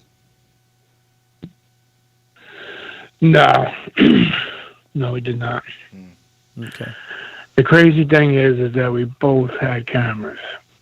Oh. Yeah, they're usually the last thing anybody thinks about. So And yeah. there was, Yeah. yeah, and the trackway was when we decided to go in the opposite direction, so we started to go back east. And we followed a good 2 miles along his footprints. Mm. And then we had to break off to go to a certain area. Right. To where we knew that we would be able to, get reception and, get picked up, because that's how it usually would happen. But I've had, like my dad, he's like, you're a dumbass and you take no pictures. I was like, I didn't even think of it. Exactly. The crazy thing was I never even thought of it. Yeah. Well. You I wish you the best, brother, and thank you for reaching out and talking to us tonight about it. Thank you. I hope you guys have a great night. Great show, guys. Okay. Bye-bye. Good night. Thank you. Very wild. Wow. That's one of those accounts that you're like, oh my God, how do you handle that? So. Yeah, they have a program up there called, I think it's Stories of the Raven, where they go around and interview elders from all the different tribes up there and villages, and they get stories like that, like the old traditional stories. So I'm sure there's got to be something on it in there somewhere, but yeah, I don't think there's much known. I don't think the natives even know much about those things. Yeah. Wow. Yeah, I've only heard just a few stories in all the time I've been doing this, and it's not like I've been at it forever, but I've been a paranormal enthusiast for as long as I can remember, and the topic of mountain giants just came up within the last 3 years. Probably it's been on my vocabulary. Right. Yeah. So, and I don't know. I know it's something I don't want to see, but what is it? I don't know. Have no idea. But we got more. Yeah. Go ahead, brother. Yeah, Ron Moorhead, the guy Sierra Sounds. Yeah, Ron's been on the show. Yep. Yeah, he's friends with the guy, like that famous story that was on, I think it was the World Bigfoot Radio, whatever. I think it was that one. Oh, the old guy? Where the soldiers in Afghanistan, the Green Berets that had the mountain giant come out of this cave and stab that guy, and then they shot it. Yeah, the giant of Kandahar. Yeah. Yeah, like Ron just met that guy in person and hung out with him and said he's totally telling the truth. And I always thought, I was like, no way. And Ron's like, oh, like that's a real story. Yeah. I've met he's actually met with two of the guys, and they had all the paperwork, military paperwork, like their stories fleshed out. Wow. That's incredible. Yeah, I've heard that the main guy that tells that story, I don't know his name, unfortunately, but I've been told that he doesn't, he will not tell that story anymore. He's done telling it. So, interesting. Yeah. All right. Well, next caller. Next caller. Did we lose you, Bobo? No, I'm there. Okay. Sorry. How you doing? You doing okay? Yeah, I'm fine. Do you need, I don't know if you need. We got a couple more calls left, but if you're open to going maybe a little longer, we can. I don't want to. Sure. I don't want to ask too much of you, though. I know you're already swamped and stuff. But let's get to the next call here first. All right. This is area code 225. Yep. You're on the air. Don's like, "Yep, that's it. That's one." Are you there? Yeah. Hey, how y'all doing? Hey, we're doing good. Thank you for calling in. What's on your mind tonight? Yeah. Hello. Bobo, I just wanted to know, do you believe in the connection between aliens and Bigfoot? I don't think they came. Yeah, I don't think they came from. I don't think Bigfoots were begotten by aliens or anything. But I could see if they were. I believe there's other life forms visiting this planet, other entities, and if they're studying us and doing DNA, supposedly they're doing DNA stuff with us. If they're doing that, they'd definitely be doing it with the Bigfoots too, I suppose. Yeah. That's pretty interesting. Yeah. So do you believe in any of the woo stuff that they talk about? Yeah, I mean, I know I've had a few experiences myself, and I've know people that I know really well that have had for sure those things happen, but it doesn't make sense. And I try to focus. I mean, I'm definitely fascinated by it, and the things that I've had experienced, like the mind speak and all that kind of stuff, could be explained away, but seeing the balls of light, like the orbs, I always tell that one story. I saw a big blue orb one night going through the woods, and it sounded just like a big Bigfoot going through the woods. You could hear branches breaking, stomping feet, just crashing through the brush, and where the sound was coming from was just a blue ball of light. Wow. There's been how big? Like softball, basketball, at about 75. Basketball? Wow. It got within 75 feet of me, probably at the closest, and just kept walking up to it headed up towards the biggest Indian burial grounds on the West Coast. Oh, wow. Wow. So you think it's very possible that there's a connection? I don't know about the UFO part, but like the paranormal, the paranormal stuff around Bigfoot, if it really is paranormal, I just kind of see it as pre-normal. Like when we figure stuff out, we get to a technological point or a spiritual point where we can interact with these things on a more clear level. We'll find out then for sure, but but I like the science. I like the hard science of it all. Like there's a lot of stuff going on right now with DNA. And I was just talking to Doug Hychek, the guy that did Monster Quest. He's working on it. We just interviewed him on our podcast actually about they got a whole study going now on Bigfoot scent, like the oil that comes out of it. Like they're going to be able to tell a lot about them by just the scent, like when they grab Cracker Jack boxes or whatever it is, like peanut butter jars, and the whatever they touch stinks so bad afterwards that oil's all over it. Oh, wow. They're actually going to be able to chemically analyze those odors. Oh, cool. Very cool. Don't they leave like grease marks on everything? Yeah, they do. Then the dust gets stuck to that. So people say, "Yeah, let the dusty print." Well, no, let the oily print. Yeah, I've seen it. I mean, I've seen the oil marks like that they leave, and it's thick, gnarly stuff. It's real thick. Man, this is all so fascinating. Mm-hmm. Yeah, it really is. All so fascinating. Definitely. Thanks for taking my call. Thanks, Bobo. Yeah, man. Have a good night. All right, take care, brother. Thanks for calling. Okay. Yeah, and that's just my opinion. I mean, I don't know. I mean, I hear there's definitely some crazy people that are on the woo side of things. Mm-hmm. But there's also just regular. You're in the Bigfoot field long enough, you're going to have some weird stuff happen once in a while. And another weird thing we've had happen, I don't know if you can call it paranormal, but is we hear something big, and it sounds like, and Renee's been with me, this has happened multiple times. We can hear something stomping, and we're looking, and we're in a meadow, and you're therming all around. You can see for hundreds of yards, and there's nothing there. Wow. That is strange. Because if anything physical is there, it should have a heat signature, or a cold signature, or something. It should be something differentiating that, but it's just a sound that's there. Right. Yeah, and like orbs don't show up on thermal either, but they'll show up on night vision scopes usually. Yeah, the orbs are really peculiar to me, and I remember, I think it was a Monster Quest, or maybe it was Monsters and Mysteries in America. Those people were doing some night vision scopes down into a valley below them, and they started to get these, and it was Generation 1 night vision, so it should have been all just chroma keyed in green, just different greens, but they got like blue and stuff, and on this orb that appeared, and they were just perplexed because it didn't make any sense. And they actually went to the manufacturer and said, "How is this footage possible?" And the engineers were like, "That's not possible. That shouldn't be happening." But it recorded a different color for this orb that appeared, and I was just really blown away by that. I never saw that. That's really interesting. Yeah, I'll find it and I'll email it to you. I think the clips are still out there online. Once I find it, I'll send it your way. But yeah, it's just really intense.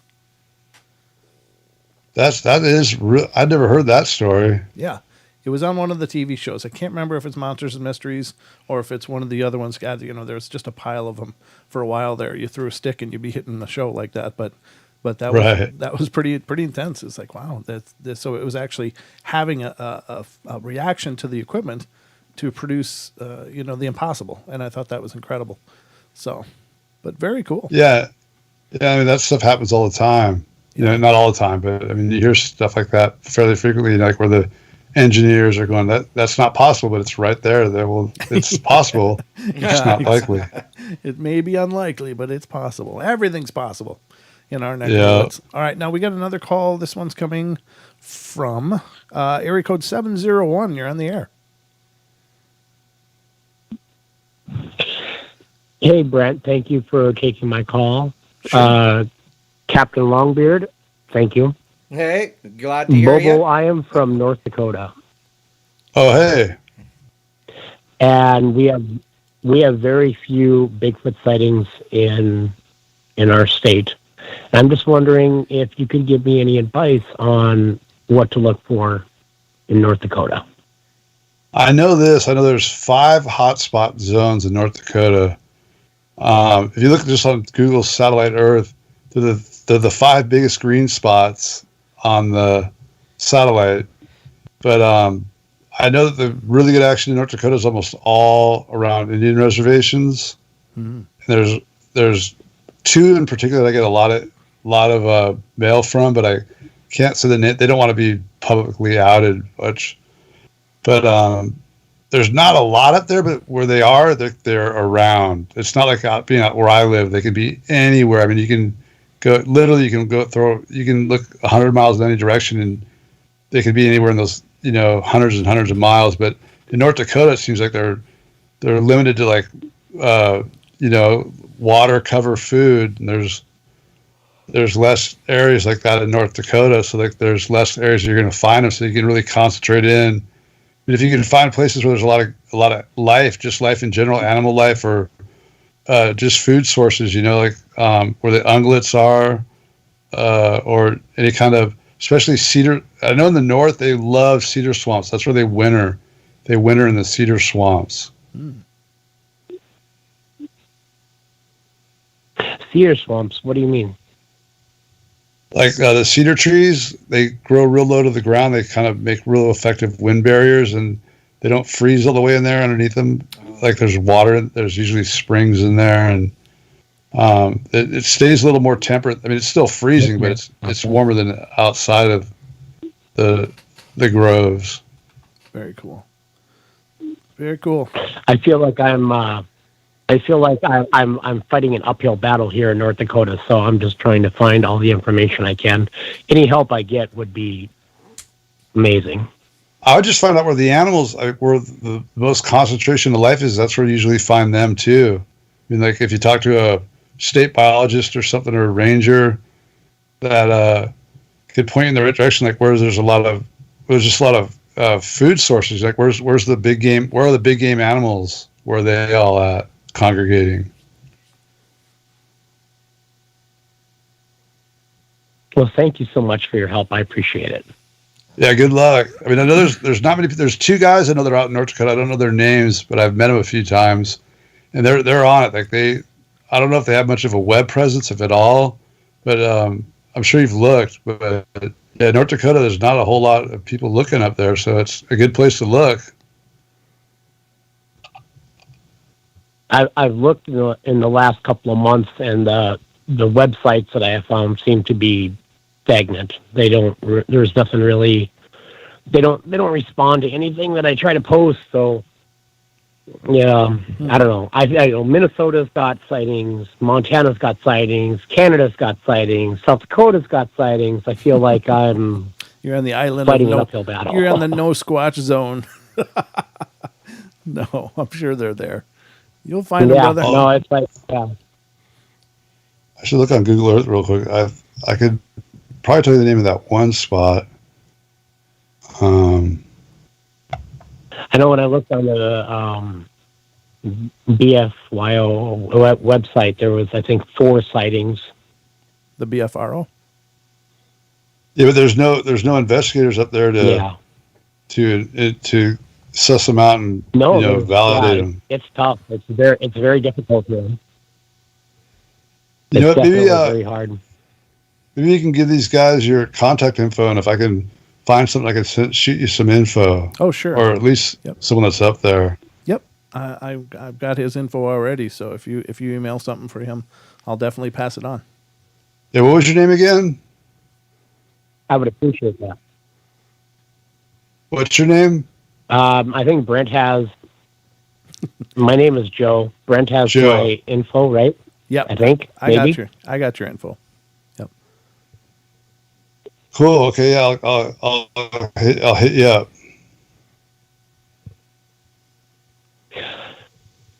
I would appreciate that. Thank you guys so much for your time, Brent. Your show is awesome. I appreciate it, Captain Longbeard.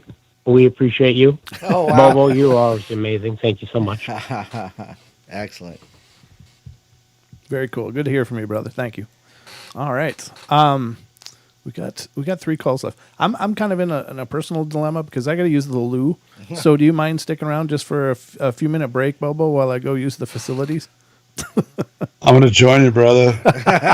All right. So I guess we're taking a break. We're going to take a quick break, ladies and gentlemen. Don't go away. We'll be back with more of the Paranormal Portal and Mr. Boba Fay in just a moment.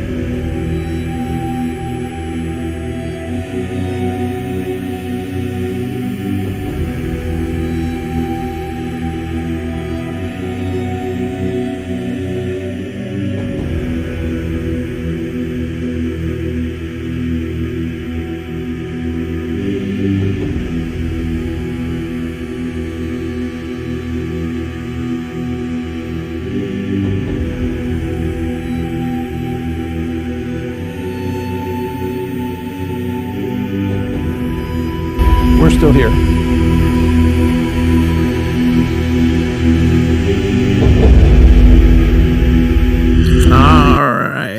All right. Make sure I got everything unmuted. Oh, I got 2 of them muted. Okay. All right. So There we are go. we back together now? I think we're all back together. All right. Bobo, you're there, right? The band's back together, boys. There Hit we it. go. Hit it. 1, 2, 3, 4. All right. So, ladies and gentlemen, we are back. Of course, myself and Don and Mr. Bobo, James Bobo Fay, is here with us of Finding Bigfoot and the Bigfoot and Beyond podcast, where he and Cliff continue to do their thing on the podcast universe. He's also they're on the same network we are. That's right. Absolutely. All these revolvers representing up in here. Know what I'm saying? Oh boy. Yeah. Thanks to Wes. Wes is the one that hooked us up. Yeah. Yeah. That's cool. Yeah. Same with us, actually. Yeah. Wes has done us a favor. Wes has thrown us a few bones through the years, thank God, because He might regret it, but he did it. We tried to make him. so that's why you showed up for the trivia. I got it now. You owed him one. No, I'm just kidding. It's a great show, of course. Obviously, Sasquatch Chronicles is an amazing show, but he's a personal friend of ours as well, which has been really cool. But we've got more calls. Do you feel like? Did we get another one? Oh, that's the same caller. Okay, he's just still sitting there on hold. All right, we've got 3 more calls. So are you ready to take more calls, brother? I'm game. Awesome. All right, let's light this up and see what happens. And Don, if anything more comes through the chat, let me know. Yeah, I'm trying to see him. So. Okay, Don's trying to see him, ladies and gentlemen. Make him in big, pretty, bold letters so he can't miss it. All right, area code 631, you are on the air with us. Oh, 631. Long Island, New York. How you doing, guys? How you doing, Bobo? All right, how are you? Good. I have a couple of questions. I won't keep you long because I know it's getting late. But I bring my dog out a lot, and I always hear people say that like dogs are affected by Bigfoot. They don't like them around. They put the fear of God in dogs. But I see Monkey out like on the, when you're on Animal Planet, and it seems like Monkey doesn't have much of a effect of them being around. So I was just curious of your take on that.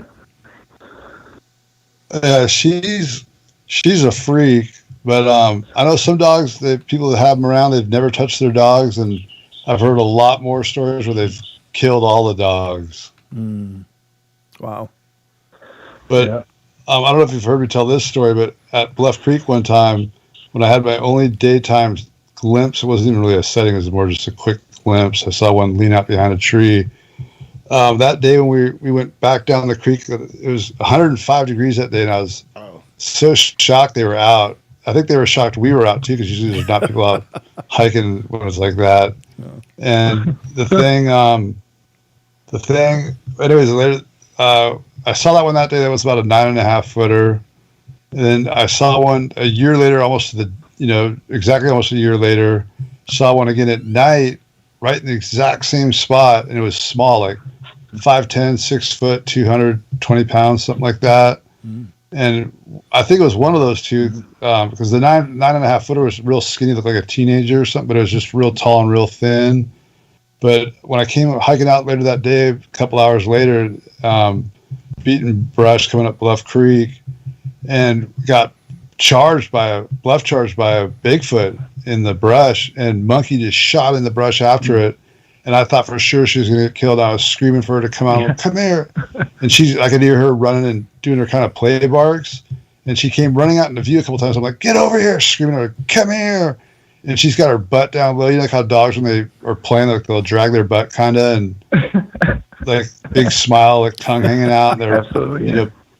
So I see her do that a couple times, come running out and go running back in. And I could hear her going right up to that commotion, the big grunting and breaking branches sounds. And she played with the thing for probably 15, 20 seconds before I got her to come back to me.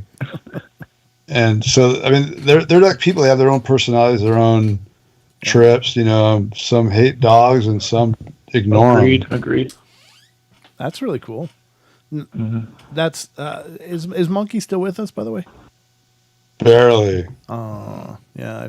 I figured she must be getting on there, but sorry to hear that. Yeah, we keep thinking she's going to be dead any day, and so is the vet. The vet's like, I'll have to come out sometime this week and put her down, and then the next day she'll be swimming in the ocean chasing balls. She doesn't know she's old. That's the problem. No, she doesn't. Oh, that's great. That's very cool. But, you know, she's been kind of your co-pilot through a lot of this. So maybe she's just desensitized. Yeah. So, but she gets a lot of prayers. She gets more fan mail than I get for sure. She gets a ton. Oh, that's cool. That's very cool. All right. Well, thank you for your call, brother. Did you have anything else before you let you go? Just one more. I won't keep him too long, but No, go ahead. I'm a researcher in Long Island, and it's basically suburbia, but I have, small pockets of woods. It's not like they're not all, we have pine barrens that are huge, but I have sightings, and I'm starting to get more brought in of other people. Thankfully, I don't feel as nuts. But I mean, what are your thoughts about Bigfoot being in suburbia, so close to people?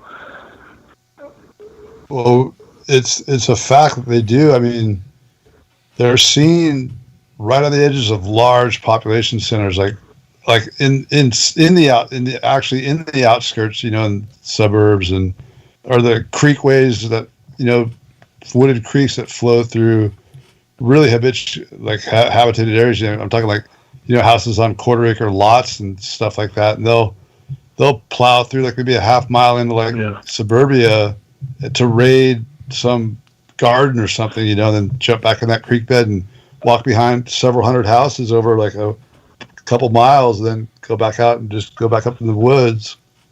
Wow. I guess. That's one of the most surprising things I found finding Bigfoot. We put roads here. Yeah, I mean, that's one of the things we were really surprised in finding Bigfoot was the places that you wouldn't think they are where they show up, and you hear it enough times from different people, you go, okay, there's something to that. But yeah, Washington State, I know that they come in around all those suburbs being built outside of Seattle and stuff, and those hills out there. There's interactions all the time with people that live they're shocked. They can't believe it's a Bigfoot because they live in a semi-rural area, but I mean it's still built up somewhat, maybe 2 to 5 acre parcels, and mostly clear cut, and they'll be miles away from the nearest real woods, and they're getting visitations every couple of weeks, stuff like that. Right. That's amazing. And we've heard stories of Bigfoot digging in dumpsters in Detroit and Chicago area, and so they we get a lot of stories that say they are in suburbia. That is for sure. But you can't blame them. I mean, if they are as intelligent as we believe they are, easy food. I mean, why don't we just walk down this path and hit that garden, or do you want to climb the hill and see if we can find some roots? I mean, stopping at McGardens. It's like a drive-through. Yeah. It's like a buffet down here. The way I look at it is, we keep expanding. You know what I'm saying?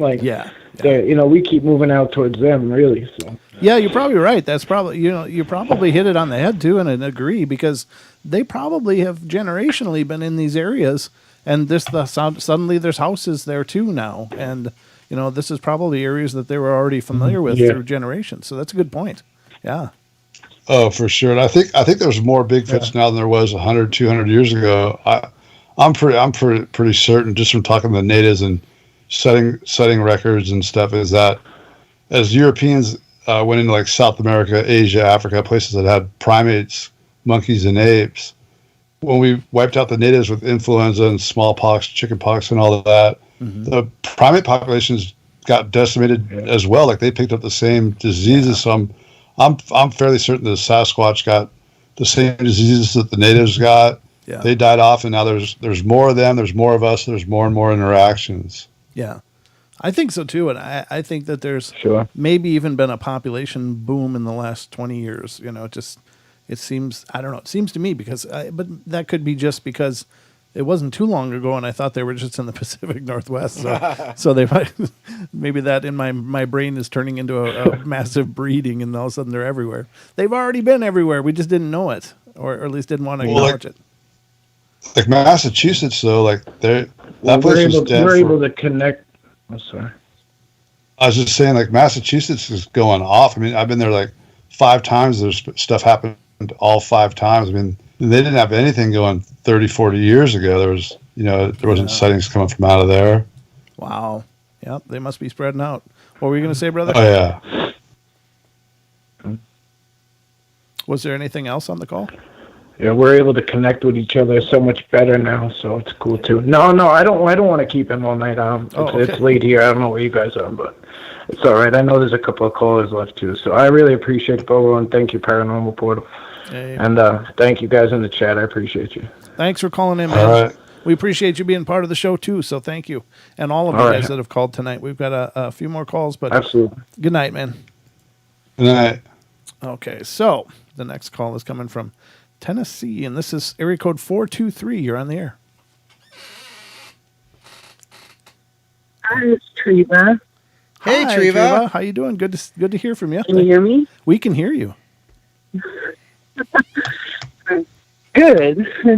I'm so tickled that you're on the show, Bobo. I have a few questions for you. I haven't been into Bigfoot nearly as long or as intently as you have been, and I'm already burning out. It doesn't seem to be anything new coming. What keeps you going? And even what I'm wondering too, what's the most recent realization or discovery or find that keeps it fresh for you? I know what you're saying about there's not any great new evidence that we know of really, but knowing that I've seen them and knowing that I've had them on thermals, usually that didn't record, had the capability, and when I did have it recording capability, it didn't work. But knowing that it's possible, and I don't think they can magically foul up every camera like that. I don't think they can make every camera quit working, although they do seem to have an effect on electronics in general. But anyways, knowing that I can get that shot is motivating. And talking to Doug Hychik a couple weeks ago really got me pumped up. All the stuff he's got going with he's working with the International Gen Bank, the genome. Oh yeah, like with a register of all DNA. Mm-hmm. Yeah, they've got some interesting mitochondrial sequences they're working on. That's got the GenBank geneticists excited.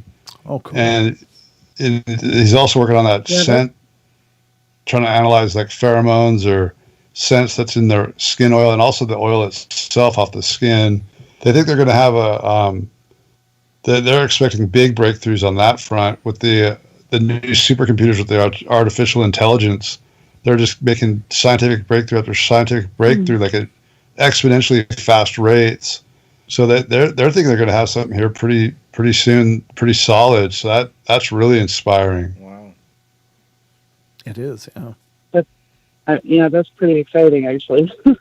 That's the kind of stuff that I really crave, and that I think that we really get stuck, because we just can't get any greater evidence, it seems.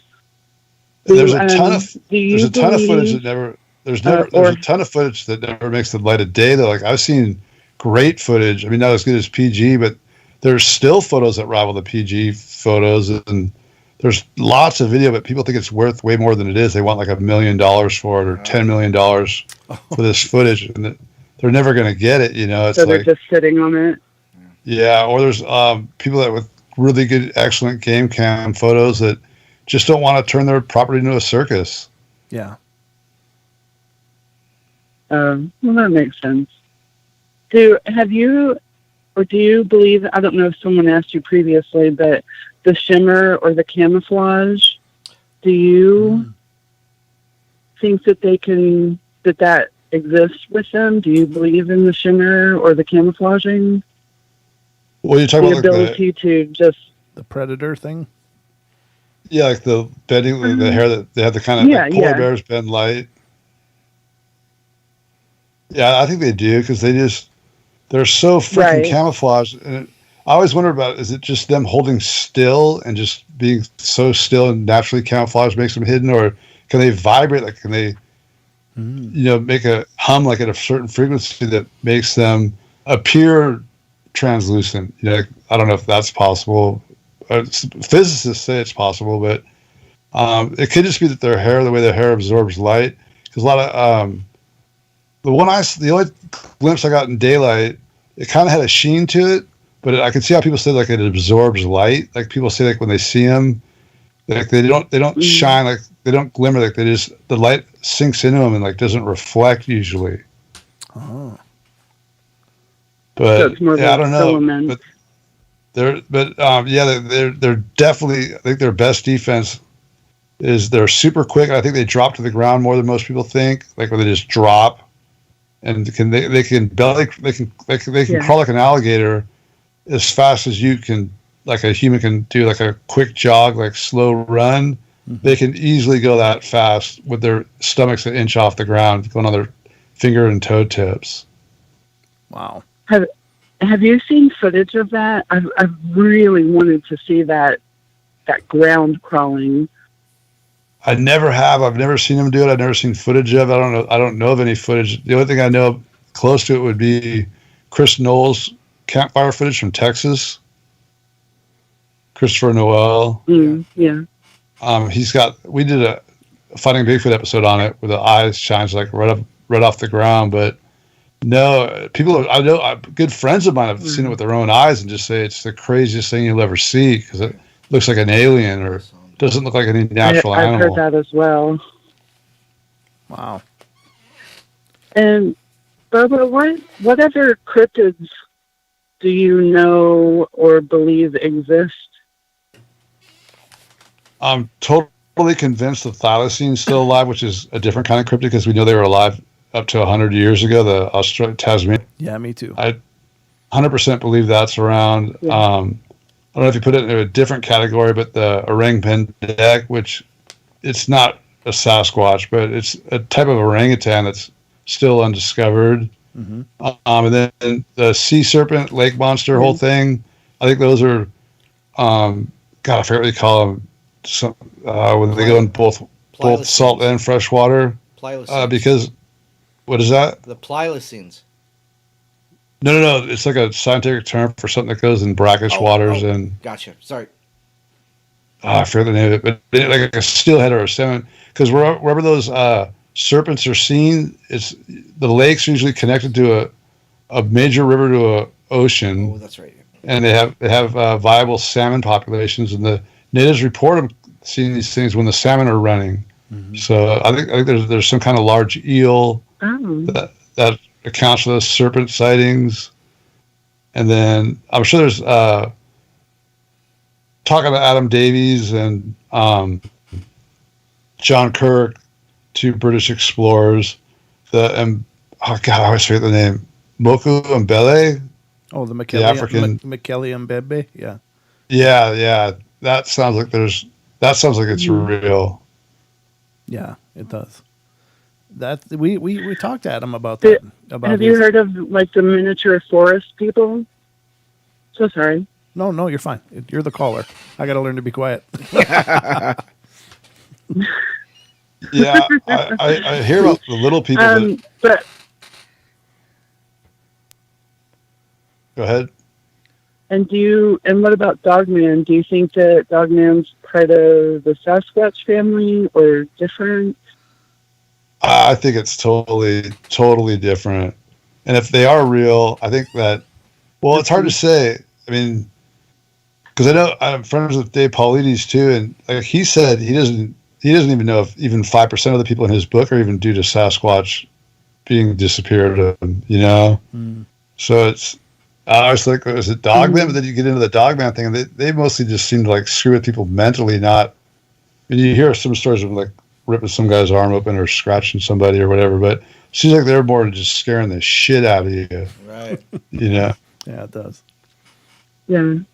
But I think those things are totally, and mostly what I know about Dogman, it comes from listening to Dogman Chronicles, so I don't have any great insight that other people, Yeah. Dogman Encounters, you mean?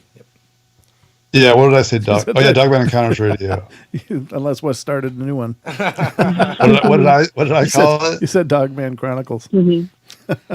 Oh, I mixed the two. Yeah, that's all right. Vic Germer. Yeah. gotta get Vic Germer. Oh God, he's gonna totally. That'd be the ultimate show. Oh my God, that's hilarious. Well, thank you for calling in, Treva. It's great to hear from you. All right, Bobo. Well, yes, I really appreciate your time, Bobo. And you've always seemed like such a really down to earth guy and more willing to listen than a lot of people are. Yeah, and I appreciate that. That's how you learn. That's right. Yep. Very true. Yep. All right, guys. Well, I'll see you later, and thank you for taking my call. Oh, our pleasure. Thank you for calling in and being a part of the show. Good night. Good night. Sure. Right. Okay. Now there's another community people can come together. I'm just reading something in the chat. Okay, it wasn't a question. All right, we got another call here, and this looks like the last one on the board here, so we'll get through with this one and then we'll close it down. But this is area code 832. You're on the air. Hello? Hi. Welcome to the show. Hello? Hello. Are you there? Hey, Brent. It's me, Ethan. Hey, you, Ethan. How you doing, brother? Yes? All right, good deal. There's a little bit of lag, so it's just be patient with it. It's hard to figure out when we're supposed to talk and when not to talk, but we'll get there. But welcome to the show, buddy. Thanks, Brent. I only have one question for Bobo, and then I'm off. Okay, go ahead. So, Bobo. Yeah. What is the most oddest, what is the one encounter that you are still baffled about? One that you're still trying to put two and two together? For me, it would be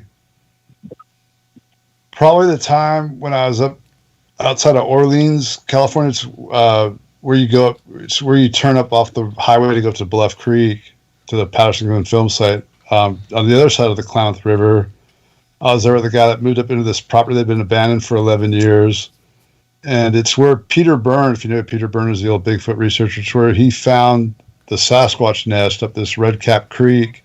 My buddy had the last property on Red Cap Creek, and he moved in out there and he started telling me like weird stuff going on. And he thought it was haunted. He thought the Indians were screwing with him. And then he said the bears were throwing sticks at him. And it turned out it was total Sasquatch activity going on right in this guy's lap.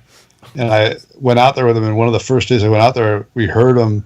We heard one walking up. Could hear it kind of grunting and huffing. And, it just walked up behind this big bush. It was, we were in the off trail, but still on his property, just 100 yards from the house. It's a real steep embankment. There was a thick bush between us. We could hear this thing walking back and forth. I said, dude, it's back there. And I'd brought 2 video cameras. I gave him one. I had one. I said, when we jump around this bush, one of us is going to get it on camera, if not both. It's right there because we could hear it breathing. I said, all right, on 3, we're going to run around this bush. Start hit record now. We're going to run around and get it. We both ran around the bush, and there was nothing there. Oh my God! Yeah, no, that was like broad daylight. We could hear it walking up the hill. Stopped, 10, 12 feet from us on the other side of the bush. It was pacing back and forth, and you could feel the ground shake when its foot went down. I mean, it was right there, and we ran around, and there was nothing there. That's intense. Wow. Yeah, it was weird. Did you hear it like walk away as well, or did the sound just stop as soon as you rounded that? The sound just stopped. Oh. There was one other time actually, the same bush later on. Well, we found out that's where they were taking the trash because this place had been abandoned for 11 years, and they were cleaning it up. Him and his girlfriend, and the trash was getting the trash bags were disappearing. And then I tracked them down where they were going. They were going underneath that big bush. It was one of those bushes. It's shaped kind of like a big marshmallow, and underneath you can hollow it out, so you can't see into it. But like you can step under it, you can stand up, and it's this huge like room. And I see this with, they're kind of like autistic. Kind of like the way they organize things by like patterns and colors and texture, and everything was separated in these weird pods. It was totally like exactly like what when you see Bigfoot do stuff like that. It's exactly what this was. and of course all the edible stuff is what they were looking for. And I went back there another time. The thing walked up the trail where I was on the other side. I had my video camera going. And I was on the phone with Dr. Meldrum right then. This was, I think, in 2002, I think. Uh-huh. And I said, Jeff, it's right there. And you just hear this huge branch break, crack, just snap. And then the thing runs down the trail, back down the hill. And you could hear the foot slaps. And you could hear the double jointed foot. You could hear like the slap, not just slap. It was slap, slap, slap, slap. Because their foot's so flexible. Wow. And Meldrum actually heard it. He said, wow, he's like, I can't believe if that was a Bigfoot, that's what I'd expect to hear. Like he'd never thought about that, but that's what you heard was the double slap of like a flexible foot. That is crazy. Wow. Very cool. Very cool. Well, thank you, Ethan, for calling in. Ethan? Thanks, Brent, and thanks, Bobo. Yeah, have a good night, Ethan. All right. I'm here. Okay, good night, buddy. Good luck. Okay. And to all good night, and to all the chatters, hashtag love Bobo. Nice. Good night, Ethan. Okay, we do have one more call. I thought it was the other caller, and I've been skipping over it, but I was like, wow, he's really hanging out listening. But let's get to this, and this is area code 701. I think I got you now. Do I got you? Hello, my brothers from the same Mother Earth. Wonderful, fantastic, and very interesting guest tonight. Thanks. I found them all by myself. Oh, geez. What's on your mind tonight, Naysay? Well, I have 3 questions. First question, do you think there would be a different capturing of footage if we were using old school videotape or negative film instead of digital?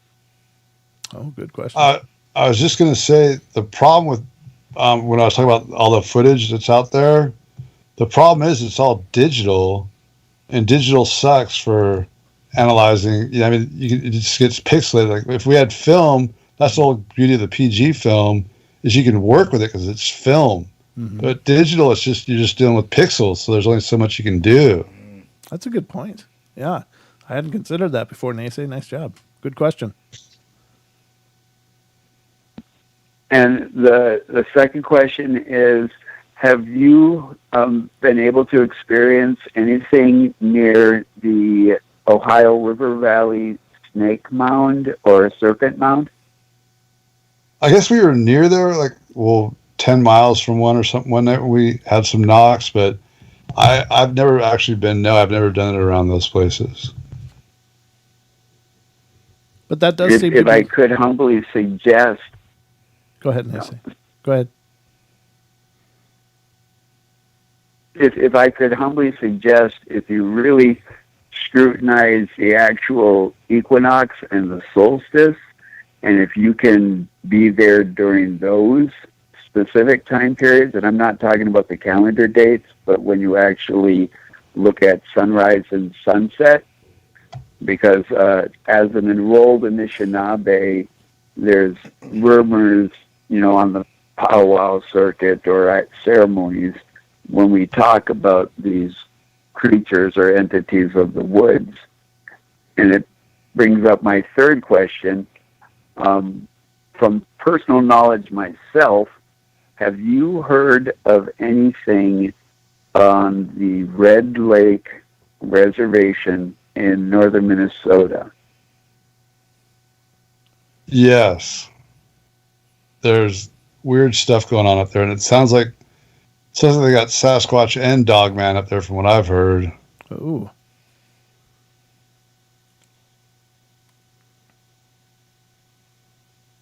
Well, yeah. Well, I've talked to Brent about this before. There's some elders that I've talked to a couple times that I've tried to encourage, to come forthright, and I don't quite understand, even though I do know the history of the Anishinaabe people, of why some of these elders don't come up with more specifics of these more or less brothers and sisters of the forest.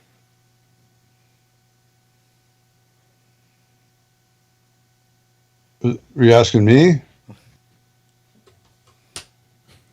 Yes, if you had any more insight on it, because I've been scratching my brain, even though when you hear some of these stories from the elders, and it's like, well, why don't you share some of these more, especially if they can specifically, say, yeah, if you go to one example, the lost 40 acres in northern Minnesota, but even on my reservation, the White Earth Reservation, if you go to the east, the southeast corner there, and for that gentleman who lives in North Dakota, if you look up that Turtle Mountain, Devil's Lake, and up along the Red River Valley. That's really cool. I was just gonna say that those are two of the names I could say that I know aren't like hidden, but yeah, Turtle Mountain, that's like that super sacred spot for all those tribes around there. But yeah, they have them on the west. I know the west part of Turtle Mountain has them, and I think there's is it Air Lake or near Devil's Lake. There's some other lakes that still have a lot of action going on. But yeah, it's one of those devil name spots. Like, as everyone knows, a lot of those places named like Devil Ridge, Devil Canyon is about Bigfoot. Yeah, well, I won't keep you up any later, but thank you so much. Great guest, and hopefully you come back again and share your experiences. Miigwech, Apegish, Bimad Ziwe Win. Love you, Donnie. Nine day, sorry. Good night, Nate. Thanks for calling, brother. Now, there was a couple other questions in the chat, one of which was from a listener who was saying, is there anything more about the clever fellows talking with the Yowies? They found that really interesting and wondered if there was anything more to those discussions that were going on when you were over in Australia.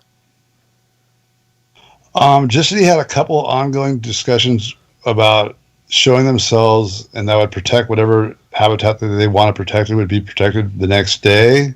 And they just said it always ended up with, we can't do that. We cannot do that. Oh, okay.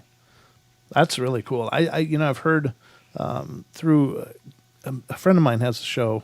They're actually the owners of TFR Network, but they have a show called Beyond the Veil, and they were actually interviewing somebody who was working with some of the clever men over there, and they were talking about that.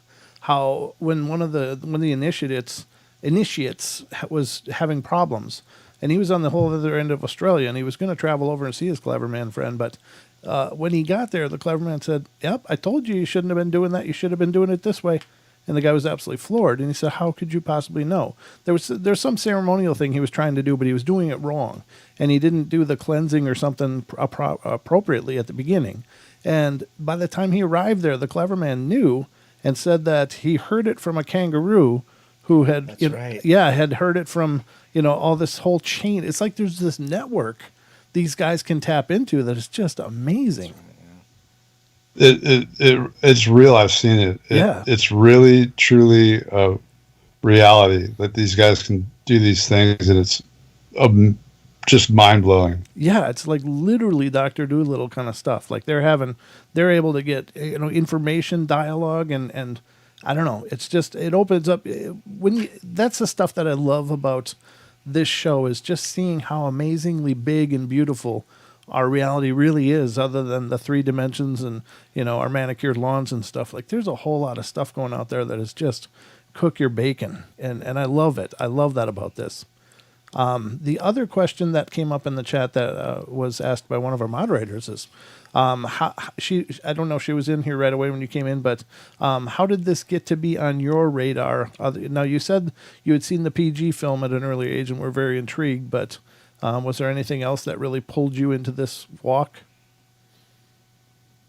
PG started it, then getting like John Green's book and Ivan Sanderson and like the few books that were available back then. Mm-hmm. I was a good reader when I was little. I had pretty good reading comprehension, so I was reading like adult books in kindergarten. Oh. And reading those books and seeing those specials and Mysterious Monsters and Boggy Creek and all that stuff as a little kid. It just grabs you, you know. I still have not seen Boggy Creek yet. What? I know. I know it's something wrong with me, but I gotta actually watch that one because I'm wearing the shirt. I got the shirt on right now. Well, I'll check it out. I promise. For the next time we talk, I'll have watched Boggy Creek. Now, is that really based on true accounts, or is that really? Oh yeah. Like how true? True. Oh, really? So, like, it's not like all kinds of exaggerations and dramatizations. What you see in that movie is pretty fair representation of the facts. Yeah, you know what? There's a great book I highly recommend. It's by Lyle Blackburn. Okay. I think it's called The Return of the Beast to Boggy Creek, or Return of the. So, anyways, it's Lyle Blackburn, and he's not like a Bigfoot guy that wrote a book. He's a writer that loves Bigfoot and paranormal stuff. Yeah, isn't he a cryptozoologist too, or at least he? Yeah. But I mean, there's a lot of cryptozoologists that write books, and they're not great writers. But he's a great writer and cryptozoologist. Same, like, he wrote the Bible on what happened down there, and I recommend if you have any interest in Boggy Creek, it's a great read. Okay, cool, very cool. Excellent. You know, there was one other question that just popped into my head that somebody asked. Have you ever used LiDAR when you've been out doing these? Is LiDAR is that the stuff that picks up blood? I don't know. What is LiDAR? It's Or is that the ground radar? Let me look it up. It is a radar. Is it ground penetrating radar? It is a method for measuring distance ranging. A method for measuring distances by illuminating a target with a laser light and measuring the reflection of a sensor. Oh, you know what? This is related to like the not infrared. When you were talking about, no, this is when you were talking about the night vision. So it's similar to a night vision in that sense. And so what it does is it picks up different heat signatures, but it maps it a little differently. So I guess the answer, though, I'm going to guess is no. Yeah.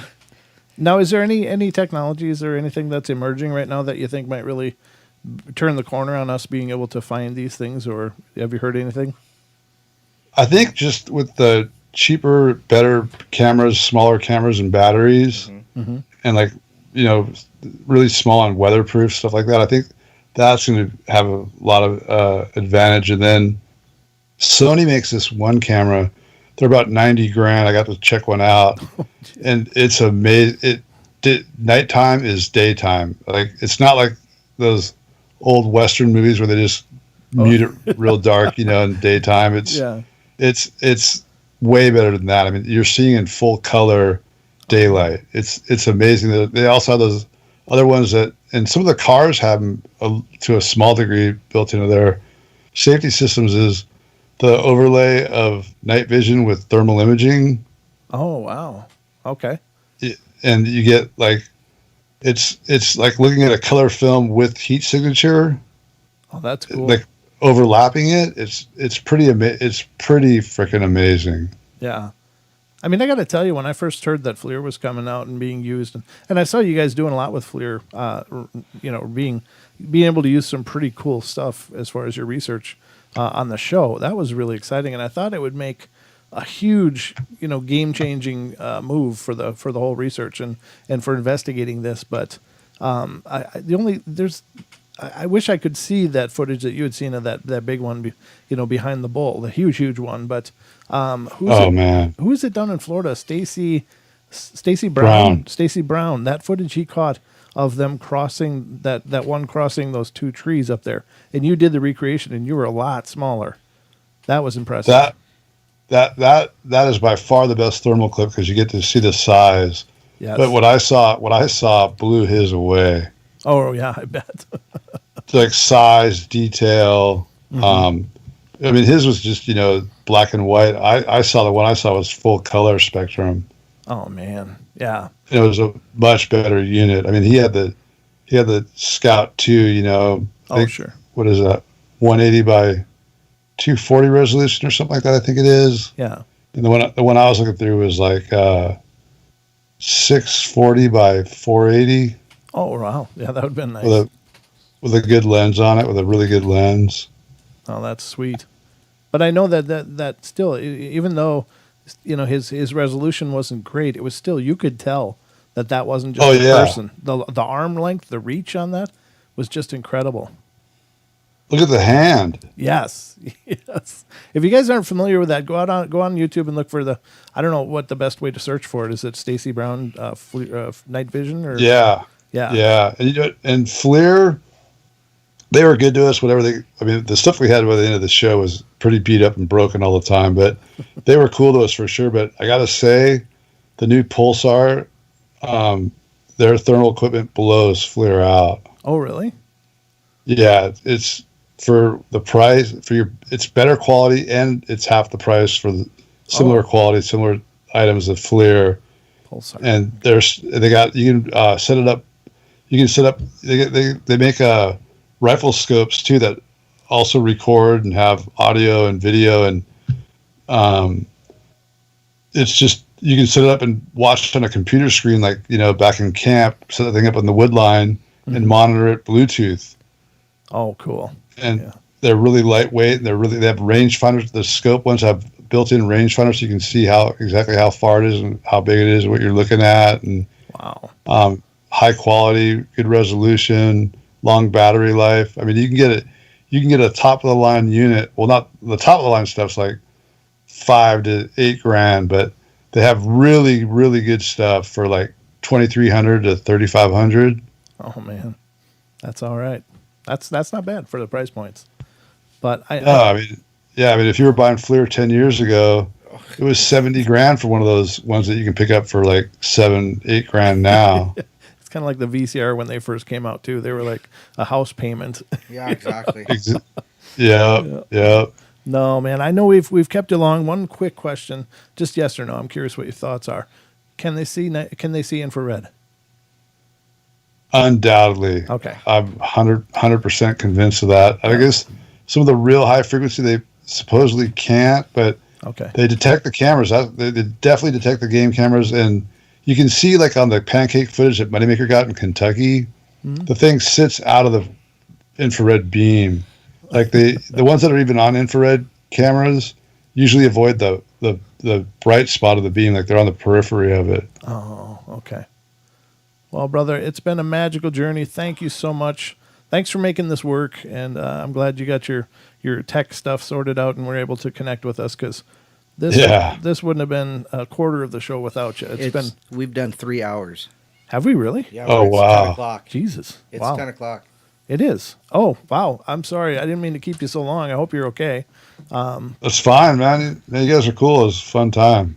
Well, I hope you'll come back again and we can do this again. That would be wonderful. Yeah, you got all my good stories out of me, but yeah, I can come back sometime. Well, we still got a lot of listeners that probably have tons of questions, so we'll bring you back. If you'll come back and be a part of it again, that'd be great. But thank you so much, brother. And, I hope, we'll stay in touch for sure. Yeah. Yeah, thanks for having me on, and I'd be glad to come back whenever you want me. All right, man. We'll make that happen. Right, that's awesome. Thanks, Bobo. Okay, man. You guys have a good night. All right, good night. And ladies and gentlemen, thank you all for being here and being with us. 3-hour show. I didn't intend on that. Didn't know that was going to happen, but it did. But I hope you all enjoyed it as well as I did. I thought it was amazing. So thank you, everybody. Have a wonderful night. Take care. And Bobo, if you want to hang on the line for a second, I'll talk with you in just a couple seconds after I get this all shut down. So good night, everybody. Love you all. Be good, be kind, be nice. Take care of each other. Help each other out. Find the magic in every day. And remember to laugh as much as you can. Breathe, Brent. Breathe. All right. Good night, everybody. Good night. Yeah, I wanted to ask you guys, did you guys ever get paid from Revolver? Yeah, let me ask you. We'll talk about that in just a minute. Hold on a sec. Hold on a sec. I got to mute you. Or I got to mute me, so hold on. Is that me or you?